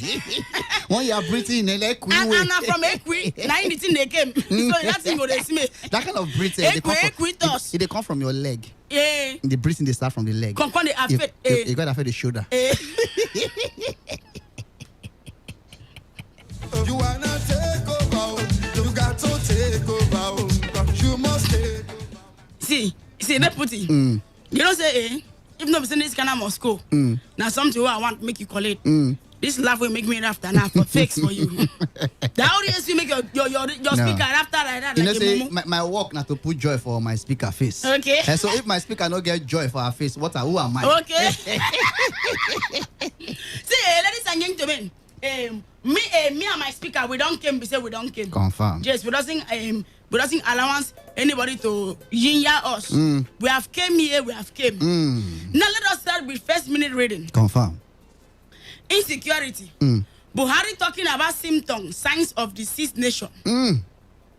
I mean, this nation don't do sick. Not the get virus. It get a malaria parasite. Hey, the former governor of Enugu State, Senator Chimaro Namani, has berated the claim of some people deliberately behind the lingering insecurity across the nation. The senator who reacted to President Buhari's admonition of local leaders to call warning youths in their areas. To order. Speaking in a mentioned program on Channels TV, all out politics senator Nnamani, who items 6 basic areas as the foundation of the nation's oil, maintain that if the problems are not attended to, Nigeria will continue to wallow in crisis. According to the former governor, I would like to look at it from the angle of symptoms and signs of a disease complexity of a nation. The foundational problem of Nigeria has to do with 6 itemized areas. 1 is poverty, 2 is national transformation, 3 is youth birth, the demographic changes, 4 is critical infrastructure, 5 is gap crisis, and 6 is faith expectation framework. So now this is they seek the country. Yes. Okay. So whichever way you choose to look at it, it represents the 6 areas of a diseased state of Nigeria. As his thought on people frustrating effort of government, he added, I wouldn't agree that there are people frustrating the effort of government. However, it doesn't mean that they are not people who engaged in antisocial activities. All I am saying is that the basis of the problem is economic inequality, which when you have a massive inequality, this breeds social ills. I believe people are fighting for space under the sun, trying to survive. So I believe what he's talking about is a society that is not addressed. Nnamani stated. That is the first minute reading. Confirm. Second minute reading. Workers' salary. Buhari committed to welfare of Nigerian workers. APC takes PDP. Ahead of the 2023 general election, the national president of the Apostolic Church of Nigeria, Apostle Samson Ikwe, have advised Nigeria not to allow themselves to be lured by politicians with food items. Hell, So this thing get a CBO. Mm. Okay, this one now for the second one. Okay. Wait, make I check. Make I check this thing very well. Look at well. Make I check. You don't say you know where your eyeglass come. Yes, I don't think yes it, and that is why my eye they do me somehow. Okay. I am there right now. I am there. For some you collect a honorable route, but not too good. No, not see, good for your eye. this no, that woman, this thing don't spoil. You can't hide. I can't hide. See, this Naya what do they call them safe? This Buhari to pay salary. Okay. Now listen. And they listen. This I'm not talk about them. Now this man will talk about gift and stockfish. This Buhari salary listen. Make we leave am enter this one. Ahead of the 2023 general election, the national president of the Apostolic Church Nigeria, Apostle Samson Ikwe, has advised Nigerians not to allow themselves to be lured by politicians with food items like rice, stockfish, and other material gifts. Okay. Ikwe stressed that Nigerians must look for people of integrity who are committed to render selfless service for the good and progress of the country. Noting that politicians who lure voters with gifts always forget them when they get to power. He made the assertion while addressing a media briefing this weekend at a church headquarters at Uyo, Akwa Ibom State, as part of activities marking the presidential tour of the state territory. Okay. His words: many times we have made mistakes to elect politicians who come with rice and stockfish, and when they give you rice and stockfish, they won't remember you again. I think we have to be careful. We need to look for leaders who are God-fearing, who will not come and lure you, but because of poverty, we are interested in the rice and stockfish that we eat for a day, and in the remaining years we'll be suffering. In 2023, we should decide in our heart to reject this stockfish and rice and look for men of integrity, men who fear court and who are righteous in nature. Can you imagine that we conducted an election in 2019 and what we hear now is 2023? And when 2023 passes, we shall be hearing about 2027. Is that what we came here to do? The cleric who decried the worsening insecurity in the country, however, expression the hope that Nigerians will soon get over the challenge. He called on Nigerians to be security conscious, adding insecurity we end, but we have to play our own role. We have to sit down as security men and women. That means you get to get your torchlight. You understand? As a security man, with your uniform and your boot and your face cap and your beret. Your cocky face like who hungry the beat. Exactly. That's why you have to sit down as security man and me as security woman and watch the country. Yes, and I'm not everywhere neither. So they act on information that is given to them. Look at the situation where over 100 hoodlums will enter into a village and kidnap up to 300 students and carry them away, and nobody sees them again. Ghost. Yes. 9 year data. Okay, now let's enter this one now. 9 year data development. This is the 3rd minute reading. Buhari has surpassed all past presidents. NYCN, I didn't talk that one.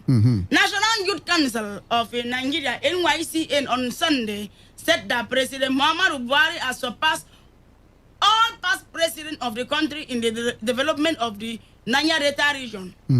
The council said the array of projects that now littered the coastal area was however made possible by the current Minister of Niger Delta Affairs, Senator Coswell Akpabio. The youth therefore want the young politicians against blackmailing Buhari and Akpabio.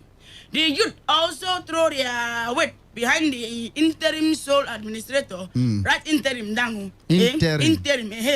They tell us what right dango. Now not hard. The youth also throw away their weight behind the interim. Man, talk just like way. Interim. The interim sole administrator of the Niger Delta Development Commission (NDDC), Effiong Aqua, for his prudent, transparent, and frugal management of resources, right? Everything frugal, and management of resources, which they said witnessed the execution of the project within a short period of time.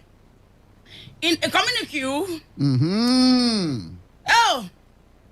writing it down. In the communique, I don't say you wanna communicate. I be communicate. You use your as a use your digression and understand. In a communique issued after a 3-week tour and assessment on the state of affairs in the Nanya Delta region and made available to Vanguard in Abuja, the NYCN said it was impressed by the quantity and quality of work done by the commission. The under Aqua, the communique. Are you with me? Is it communique or communique? Communique. That is when you come and you queue. Okay, then the communique, which was. I also don't know you're waiting. You correct me. You open door, made and hear them. No. The closed door. I closed it and they closed now. Okay. I closed door. So the communique, which was signed by NYCN President, Comrade Solomon Adodo. Who go write that one too? I write them down. Adodo. That's when Dodo don't. Yes, Adodo. That's what I mean. Adodo. Adodo. Comrade Solomon Adodo. And Secretary Suleiman Musa further called for support from youth and other stakeholders in the region for Buhari and Akpabio. The National Umbrella Youth Body filed to resist any attempt to blackmail the President and the Minister of Nanya Delta Affairs in their bid to develop the region. The youth, however, appealed to government that at all levels in the region, as well as tradition and religious leaders, to consolidate on the fit.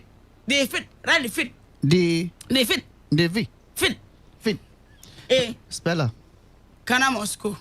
Okay, I'm not a speller. The fit achieved by the federal government in the ensuring that the region will attain a rightful place in the national developmental equation.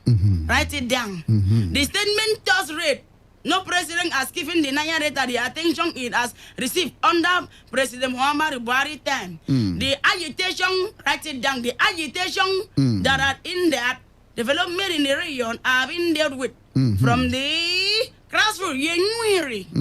Write it down, You go keep your mouth call and when I'm at Kana Moscow. Thank you. Kana Moscow.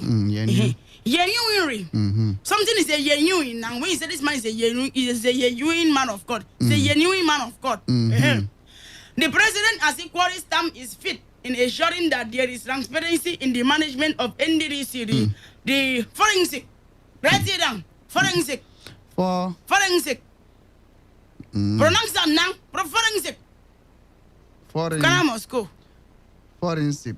Thank you. The forensic audit is one thing that has brought sanity in the administration of NDDC, considering the outcry by some politicians, particularly those opposed to the drastic reform of the NDDC. It was very surprising to note, among other things, that due to the direct development intervention, deputy of the federal government, Torion looks up onto this thing. In short, that is it. That is all of us. See, I also say this way, is write them down. We need you. Yes.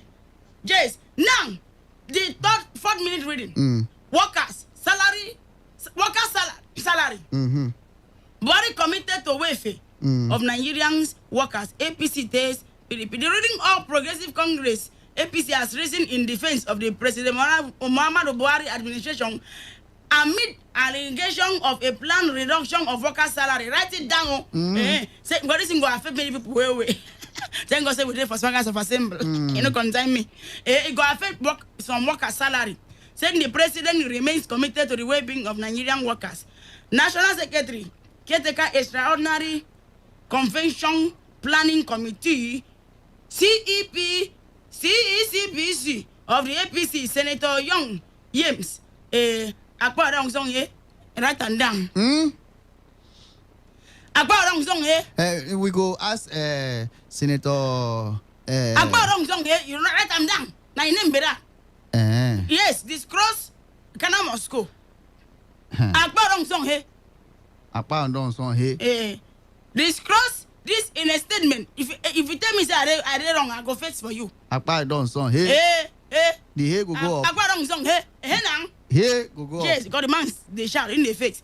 disclosed this in a statement on Sunday. APC was reacting to an allegation by the opposition People's Democratic Party (PDP) to the effect that it was in receipt of intelligence report that the ruling party recommended the widely condemned move to slash workers' Mika salaries, despite the current excruciating economic hardship with APC administration had plunged our nation in a last Speaker.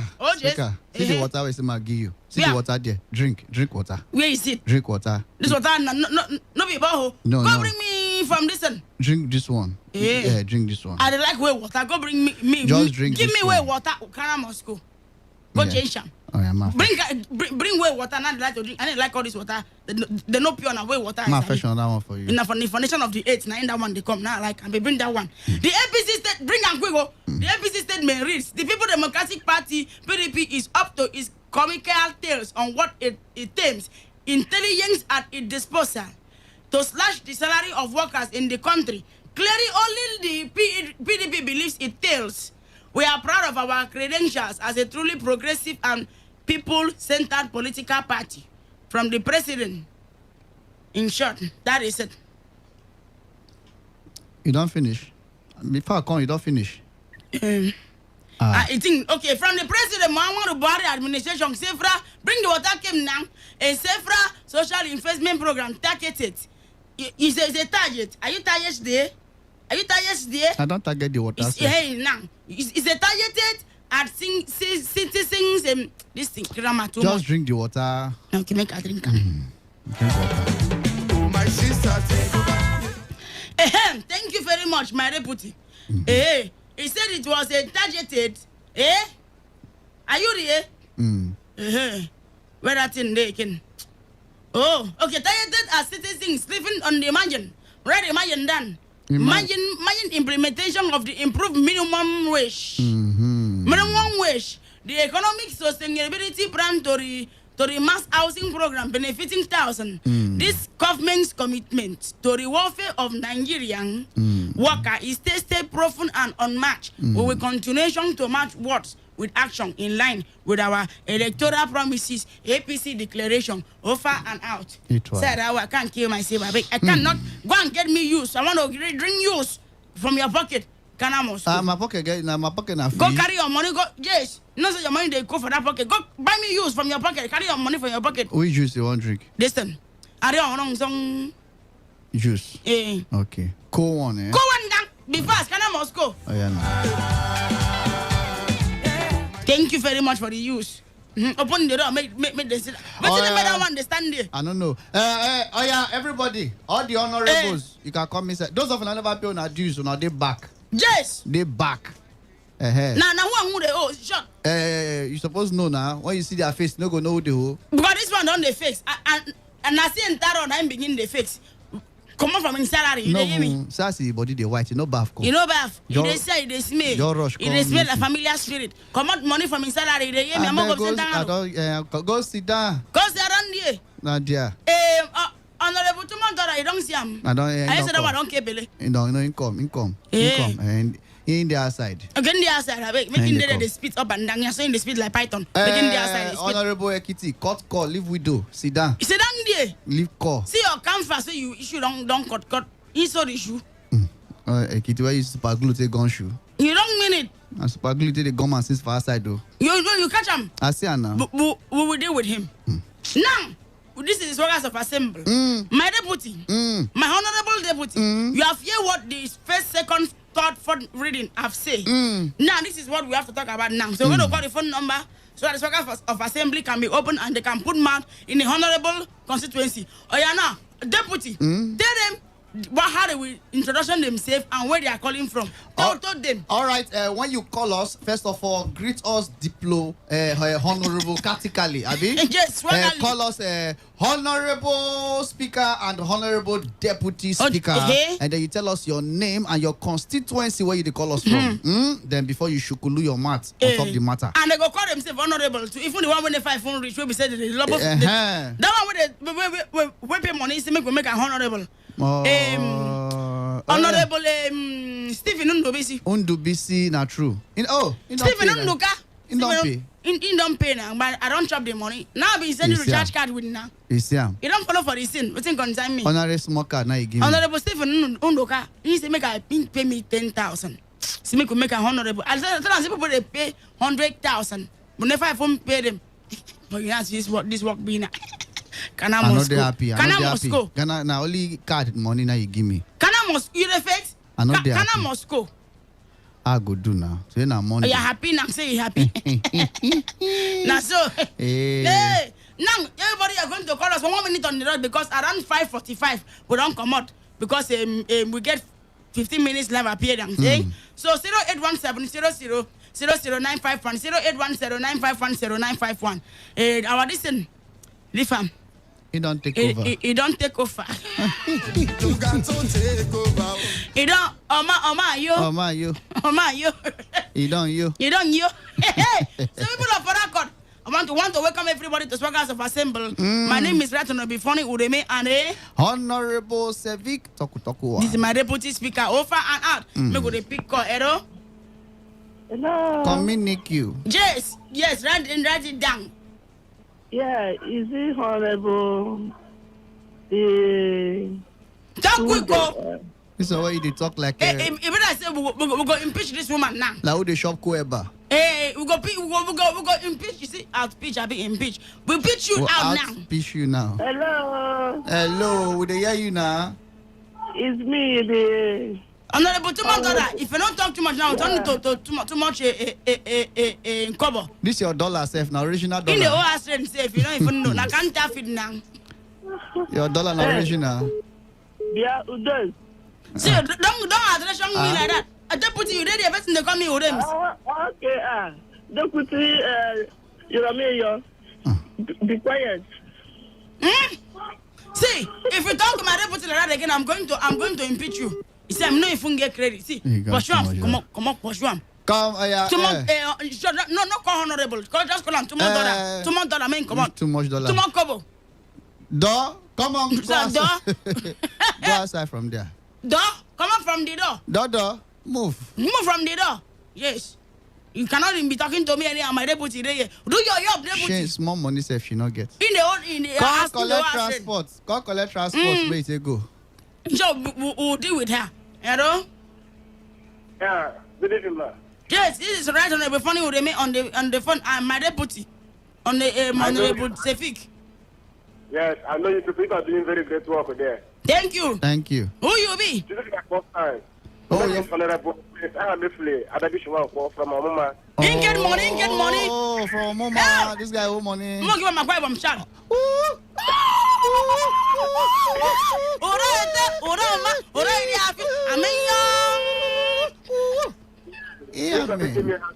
People making me happy. Yes. Now, what say you want your status with that? Yes. But you say I want to for the first time. Okay. I will tell you my constituency. Tell us your constituency. Where does you come from? My constituency is my constituency 1. My deputy. Make sure say you give him chain here. You get money. You get money. Don't worry. You don't get seat already for inside the Swagger House of Assembly. Yes. Don't worry. I will bring in Indomie come for one day for the station. I'm a fast food director. You the direct fast food. Also, yes. If your door spoil, come here, I will book your door for you. I will book for them door. Oh, that means you do everything. In they even wash toilet. This have wash toilet. Wait. You just have to do plumber work. Yeah, everything for this. Everything toilet and water. Even toilet. This have wash toilet. My guy. This have wash boxes. Even more time at work. Even mortuary work in the room. Everything. You go sabi dig grave too. It's a bit arrange the coffee inside grave. Thank you very much. You are doing well. Welcome, eh? This guy now they call honorable do everything. Yes, honorable overdo. Honorable overdo. Do. I tell you. Since we don't get too much dollar, like he be honorable do. No, come on, $2 no get money. Now in the whole house right now. Not true. I still make you push and come on from no, the you door. don't go. I don't even give her transport. Sir, I find her transport. You know, in the Bible, in the book of Ruth 10, verse 5, let us listen to Kate and his close door. Make we listen. that Ghana must go could make sense. Today's news in 60. The Senate Committee on Finance has raised the alarm that some government-owned agencies have failed to remit over 2 trillion naira to the Federation account from 2014 till date. Nigeria's revenue earning capacity has come under threat following the reduction of importation of crude oil by India, which reduced crude oil imports by $39.5 billion in April compared to the same time the previous year. The Petroleum Equalization Fund has charged oil marketers to start moving petrol through the expanding rail network across the country. PEF also announced moves being made by the agency to equalize the price as cooking gas in order to ensure its affordability and accessibility nationwide. The Manufacturers Association of Nigeria has said supply chain constraints such as the traffic jam at the ports has slowed down access to imported raw materials, hampering the growth of manufacturing in the country. And on the foreigns, in the world's second largest cryptocurrency, Ethereum has soared above $4,000 to hit a new record high for the first time. Ether, the digital token of the Ethereum blockchain, rose nearly 7% over the last 24 hours to $4,141.99.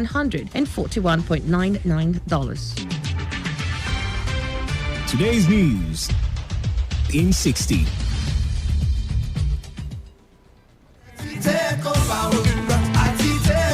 Okay, ladies and gentlemen, I want to use 1 minute. May make shout out to Mama Tommy.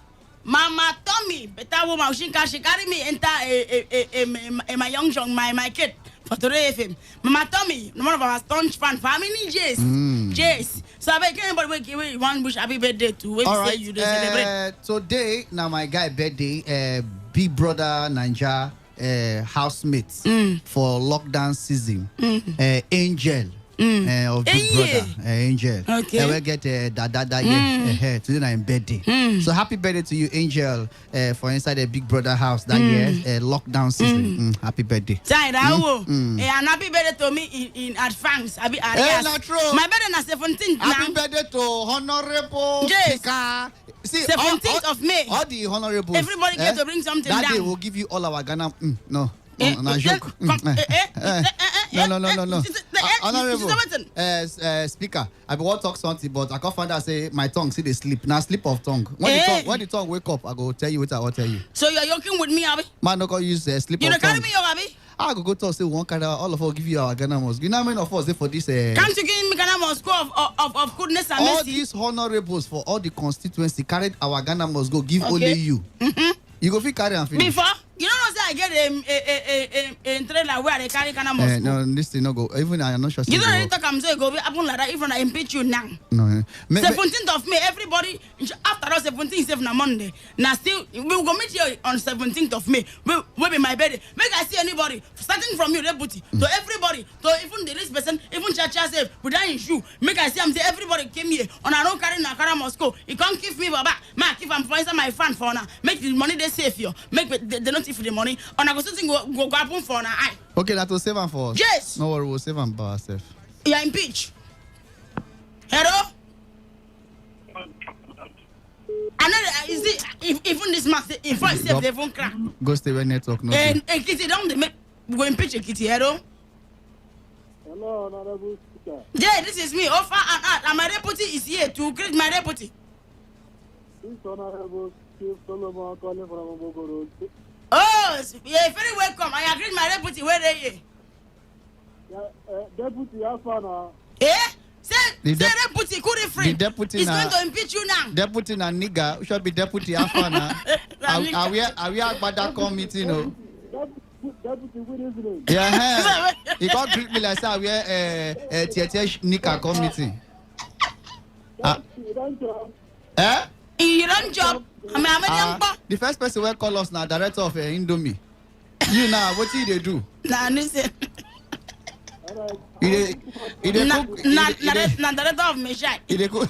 Director of Meshai. Okay, never shop or sell food come home. For the headline. Chugma.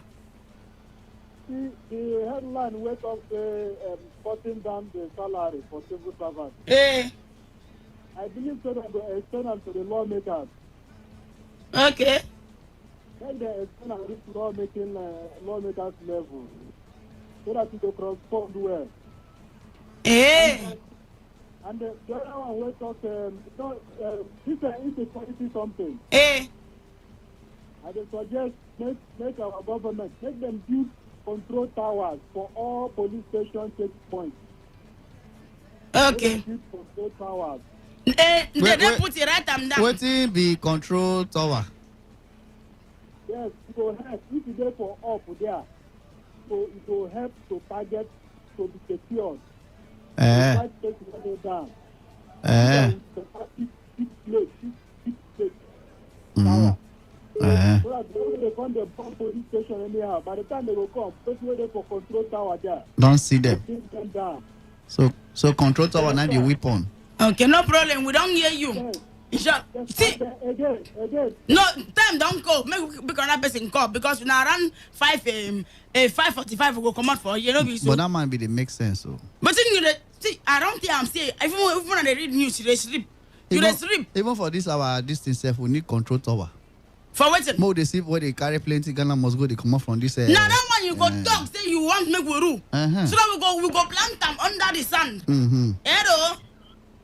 Over and out. Hello, mommy. No come here, mommy. Abeg. Know your mama. I don't understand them. See, today na House of Assembly. Swaggers of Assembly. No, they come here, mommy. Abeg. You don't know your mother. Mommy. Honorable Speaker. This is me, over and out. And you don't sleep finish. Come meeting late. You say. Come meeting. Say, mommy. Can't you see what they happen in this country and they find a way to reach us? No way. Can't I see what they happen? It's just they miss. It just be like say they miss rice and draw soup togetherness. Can't I see what they happen for country? Ekiti. Professor Ekiti. What happened? Don't be answer again. I dey hear you now. Which one be hold there? My brother, he get the money what they calculate, so now make exactly. I don't want to make mistake. Exactly. Who get the money? No worry. Continue your talk. The money now. I think you don't follow people where they go see 300 naira, they go take out to 300 million naira. We go find way. Honorable Ekiti, what I'm did telling happen? you. Talk to us. Mommy Speaker, what I want to say. Hey. You see what they happen now for this country. My own advice now for government, because this curfew now, many people now that type of vlog, now they decide to make their own money. You know, say this one will increase the property now where we dey swim inside the property now for this country. Because that one no go solve all this kind of problem. Because people they come not the only time they call, they even come for afternoon time.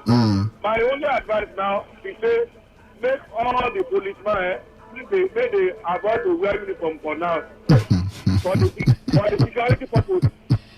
Because today when I go to Elios, you come down to this local and don't see single police for road. You know, we know where this one are police or this one are civilian. I say there is a problem in this country. Well, now, people when they protest, now then they kill. Who go up for first off again now? Ekiti, no problem, listen English. This is why Ekiti begin stammer for inside the thing. You call the sikoko. I call voice shock. Ekiti sikoko by force. Abeg, make we read song calm down our nefiti. We've come this far. Oh, this woman voice is with me. This is Minister Caroline. Afraid. Oh my God. This woman they beg me to make I put on for Swaggers of Assembly. Must be they sing before. Come on here. And take a stand. Now make if you took a stand. You see I'm took a stand. You cannot take a stand. Yeah, not be stand as stances. Hey! Now this song now. See how the song sweet. Oh! Minister Caroline Afraid, my good friendship. Oh my God, that means no more of appearance again. Sarah, who am I going to celebrate? Thank you, Jesus. Thank you, Jesus. Sarah, whoa. See, make I tell you something, eh? Sure, make you some play space. But see, but you know say you thief my meat for pot last night. Make the song play now. Okay.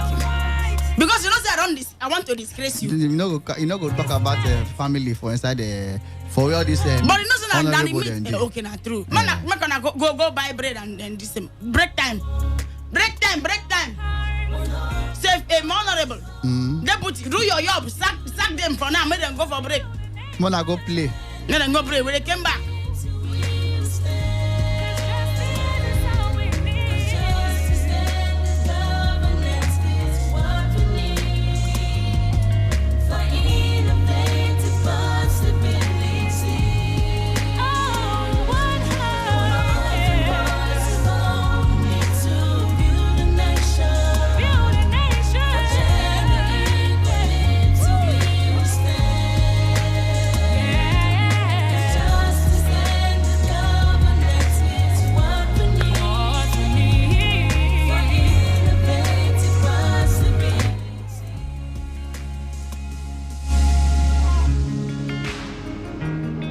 They don't spell our roof.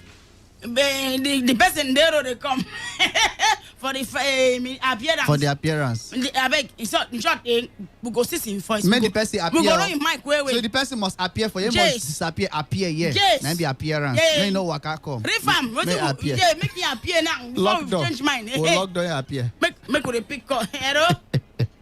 Right, honorable. This is me, offer and out. Tutungpang nang be a useless, usefully. Okay, right, honorable speaker. Yes, so. Deputy speaker. It why to you. It why, yes. This honorable Chief Crown representing the good people of Rupaku Constituency 3. You are very welcome. You get money. Yes, the issue of this police station and the shooting of police, killing of policemen these days, it don't become too much because these policemen are father of people, father of children, and husband of wives. So they sympathize with the family of the policemen who don't die. Chai. And we advise the state government, say, as the police people know they're well armed to protect themselves, make state government try help them by at least every police station supposed to get bulletproof, not bulletproof, and every police station is supposed to get like three multi-purpose GMP multi-purpose machine gun, and one rocket bullet, and one rocket launcher. Who go they shoot all these things? Now them now. Now the policemen now they go train them how to understand what blow up the hillocks, blow them up. Now you talk. You know say the reason why some policemen they carry gun, they hold stick now because that's a big shooter. Exactly. I mean they hold batting. Now they go teach them how to shoot them. They go hold them at the station there. They go ban people. No, they move around the station. Maybe they not go shoot yourself. The people they come attack, they come cross border. They come from Imo State and Abia State. Okay, no problem. So they go for the bush. Go for the bush there. Go block all the loopholes. If you go for a chair, you get place to connect a chair to Ngo. Anywhere, who they block her. No problem. We don't hear you. You go to this thing. Thank you, now. We don't hear you. Thank you. Thank you.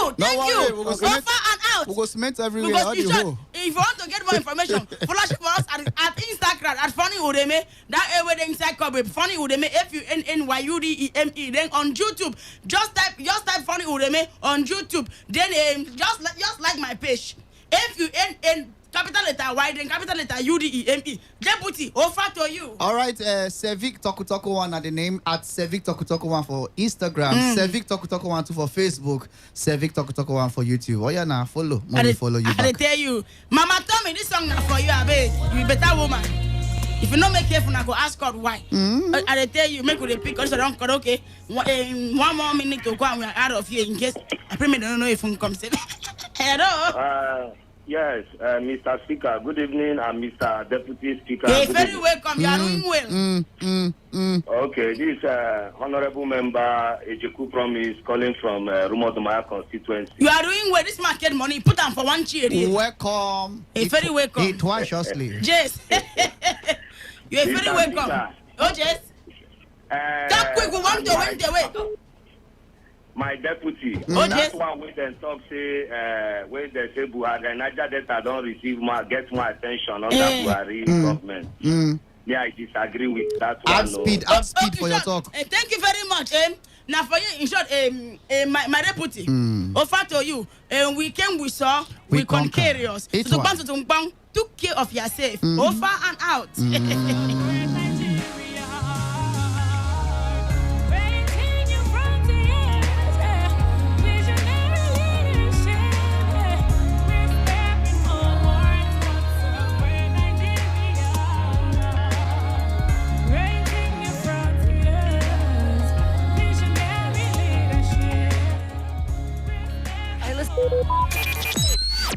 Talk radio. I listen to a lot of talk radio. 95.1 FM. Talk radio. I listen to a lot of talk radio. 95.1 FM. All right, a beautiful evening to you. Still your premium news talk and sports radio station today, 95.1 FM. And my name is Wisdom Obina, and very fine day to you. And I do have with me here in the studio some special guests with some sort of good news. You know, I'm the bringer of good news, yeah? I do have with me in the studio Engineer Ofon Monday, individuals from the Millionaire School Project. Engineer Ofon Monday, the MD CEO of the Funny Vision Nigerian Limited, coming in all the way from Lagos. Good evening to you. Good evening. Thank you, everybody. All right. And I also do have with me here in the studio also Esther Basil. She's a business lady, leverage entrepreneur here in Port Harcourt. Welcome to you. Thank you. Good evening. All right. And also here with us is Mr. George Michael, Director and MD, Bata Nigeria Limited, also based here in Port Harcourt. Welcome. Good evening, everybody. Thank you for having us here. All right, and well, we'll let them tell us what they have for us. And so, like I said, it's good news. I know Engineer Ofon, at least. I've seen him in Port Harcourt here once in a while. I think it's been a while anyway. But he's looking very fresh now. And after that, he will tell me where he had been anyway. But let us in. What is Millionaire School Project all about? Okay, it's about everybody that wants to become a multi-millionaire. Because a lot of people have tried so many things that did not work for them. A lot of people have been trying so many things here and there. Some even have to lose their money at some point or the other. Because they were not being trained to become successful. They were not being trained to become a multi-millionaire. When you go into something, nobody's mentoring you, nobody's guiding you. Definitely you're going to be losing out. Definitely you're going to be complaining along the lane. Definitely you have the right decision to take, because in this life, if somebody wants to become a medical doctor, he has to go to a medical school. And you have to do that intentionally, because success is not an accident. If someone wake up his mind, I want to become a lawyer, you must go to a law school intentionally to become a lawyer. The same day when someone wants to become a multi-millionaire, you have to go to a millionaire school intentionally to become a multi-millionaire. A millionaire school doesn't have to be a structure. It could be somebody that have gone far beyond what you want to achieve in life, and then you go to associate with him to help you to shorten your journey to success, because he that stand on the shoulder of mentor will see far, and mentorship will shorten your journey to success. And the good news is this. And I tell people about the law of association. This law is the reason why people are still struggling financially, is the reason why people are still rich and wealthy. You know what's happening to us in Nigeria today? The economy of Nigeria is very wonderful. Dollar has moved from 360 to 500 and something, 510 per dollar. That means that if you are still depending on one source of income, you're going to be struggling financially right now. Because, you know, what 100,000 could buy last year, 100,000 could no longer buy this year. Very because true. That means you have the depression in Nigerian currency and the devaluation in our naira is coming down. So definitely you need to associate with the right set of people that will help you succeed in this present economy. That's why I keep telling people, you are the law of association state that you are the average of 5 of your friends. That means anytime, any day, you want to become broke and poor in life, all you just need to do is to associate with 5 broke men, 5 poor men.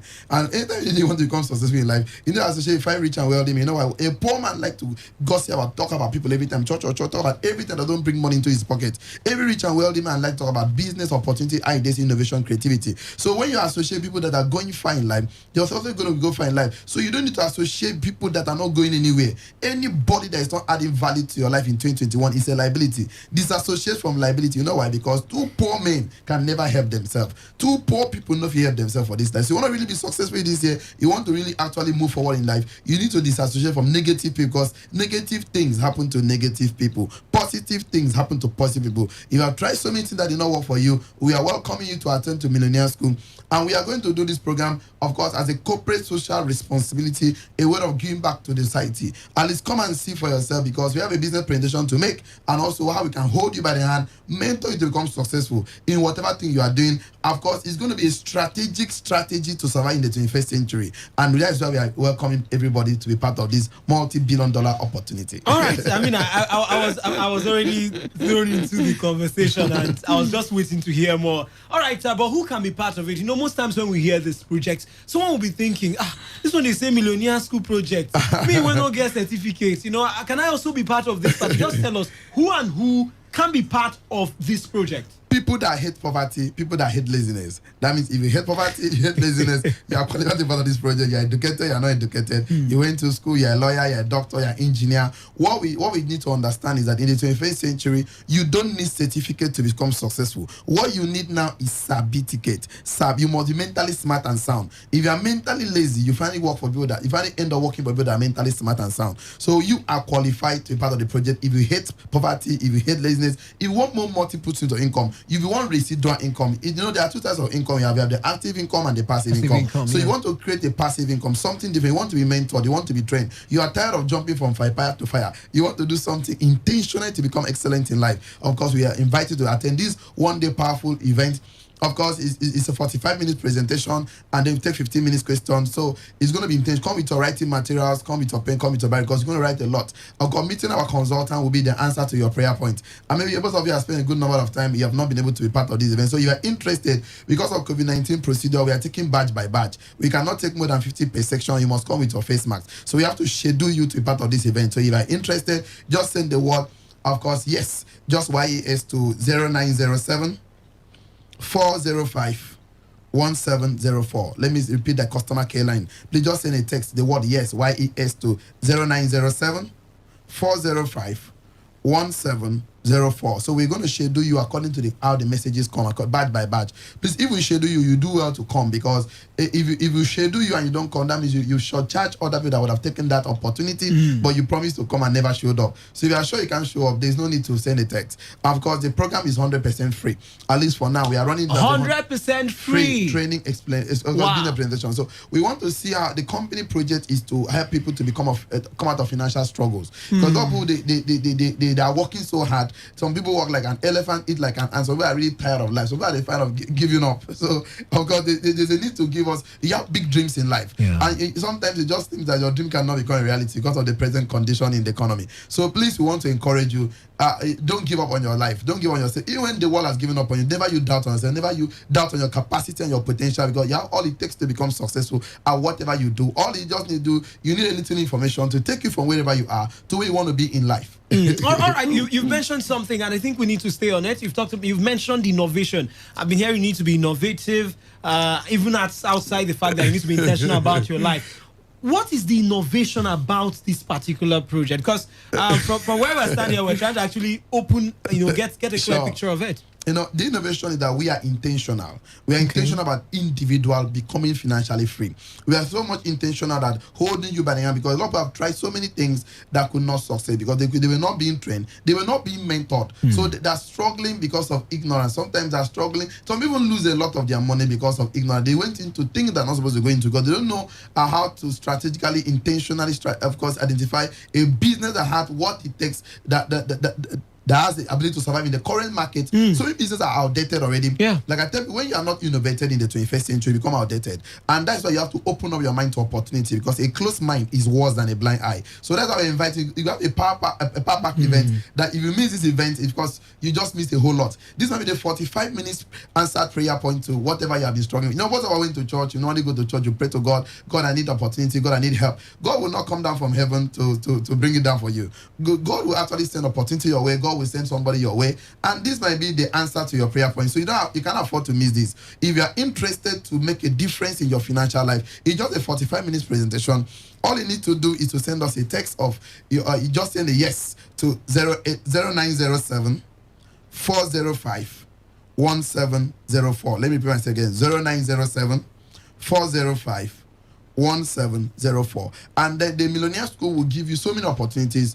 At least you can start up something on your own, something you can do on your own, something you can build. So what we are doing right now is mentoring to succeed that thing. At least a business you can start without government, you take back your life without not having to borrow money, something like below 50K, something you can do on your own. So we mentor make you to succeed. meaningful, yes. You don't have to wait for government to do everything for you. You know, a lot of people complain about everything in life. Like I tell people that always complain don't go far in life. So people that want to do something don't find excuses, because excuses are the currencies we use to buy failure in life. Excuses are the currencies we use to buy failure in life. People that want to fail in life will always give excuse. No rich man ever told you, oh, I gave excuse that I become rich and wealthy. Every rich and wealthy man that ever became rich and wealthy, they find reasons to do something for themselves. They find reasons when things seem not to working again. So tough times don't last, but tough people last. So don't allow the challenging period you're passing to break you down, because see, challenges is what make life interesting. Overcoming them is what make life meaningful. So you want to really overcome some of these things, you need some information. You know, in my generation right now, if you're not informed, you're deformed, like I always say. Absolutely. So you need some level of information to take you from where you are wherever you are right now to where you actually want to be in life. Of course, there's no secret to success, but there's a system to success. So there are some system you play along in the 21st century. Your financial struggle seems to be over for you. So if you are so sick and tired of your financial state, we are inviting to this one-day Power Pack event. Is a 45-minute presentation. Our consultants will be there. Some are coming in from Lagos, some are coming in from Abuja, some are coming in all the way from Dubai. Of course, you can't afford to miss this opportunity. And then it's massive. Engineer Off on Monday is loaded, not just financially, but mentally. I mean, you see the way he sounds. If he's sounding like that here, you can imagine what the consultants will sound like. But anyway, I mean, it's just an expo, really. But you know, one thing is, most times people want to find out, okay, people that have benefited or have been part of this in the past, or a project like this, what has been their experiences? Wow. So I don't know, I would ask the let's start with the ladies. Yeah, let's say ladies before gentlemen. We'll ask the pretty lady in our midst. Esther Basil, she's actually a business lady, like I told you, and a leverage entrepreneur. What has the experience been like? Okay, like, it's very tough. After I finished school, after I graduated, I went hunting for a job. I went from one place to the other. It was really tough. I couldn't find anything to do, no way. I didn't get any job. And now, so let me start a business. I went into a restaurant business, which was really tough because I didn't have enough information on how to manage the business, and it didn't last. The business failed, actually. So one of my friends told me about DIS Millionaire School because she has benefited from it a lot. I just, okay, let me try my best. Actually, it works. It's not up to a month. I'm in a better place. Wow. I'm in a better position at that. Wow. All right. I mean, that's just one. And she's just telling you, that's just one person. Let's get the other big fish with us here in the building. He's actually a director and MD, really, of Bata Nigeria Limited, Mr. George Michael. I'm wondering how, if Mr. George Michael can be part of it. Please just let us know. Okay, my own journey in business started with, normally, as a fresh graduate, you come out from youth service and you either want to start a business or you get a job. Mine in particular, I was a top management in microfinance for some years, a microfinance bank. So after some years, I said, okay, let me start up my own business, which is the Bata Nigerian Limited. I started up, then coronavirus came, and my business went to shatters. And when I mean difficulty, I'm looking for the English word to qualify it. My life was bad, so much so that to find ends meet and all that. So when my friend came around, he's telling me Millionaire School. And mind you, after having those bad experiences, I tried a whole lot of things. Nothing seemed to work. And I started losing self-confidence in myself. So my friend came around and said, let me go to Millionaire Business School. I told him, we're trying to be this billionaire business school you are talking about. Just like you're hearing now.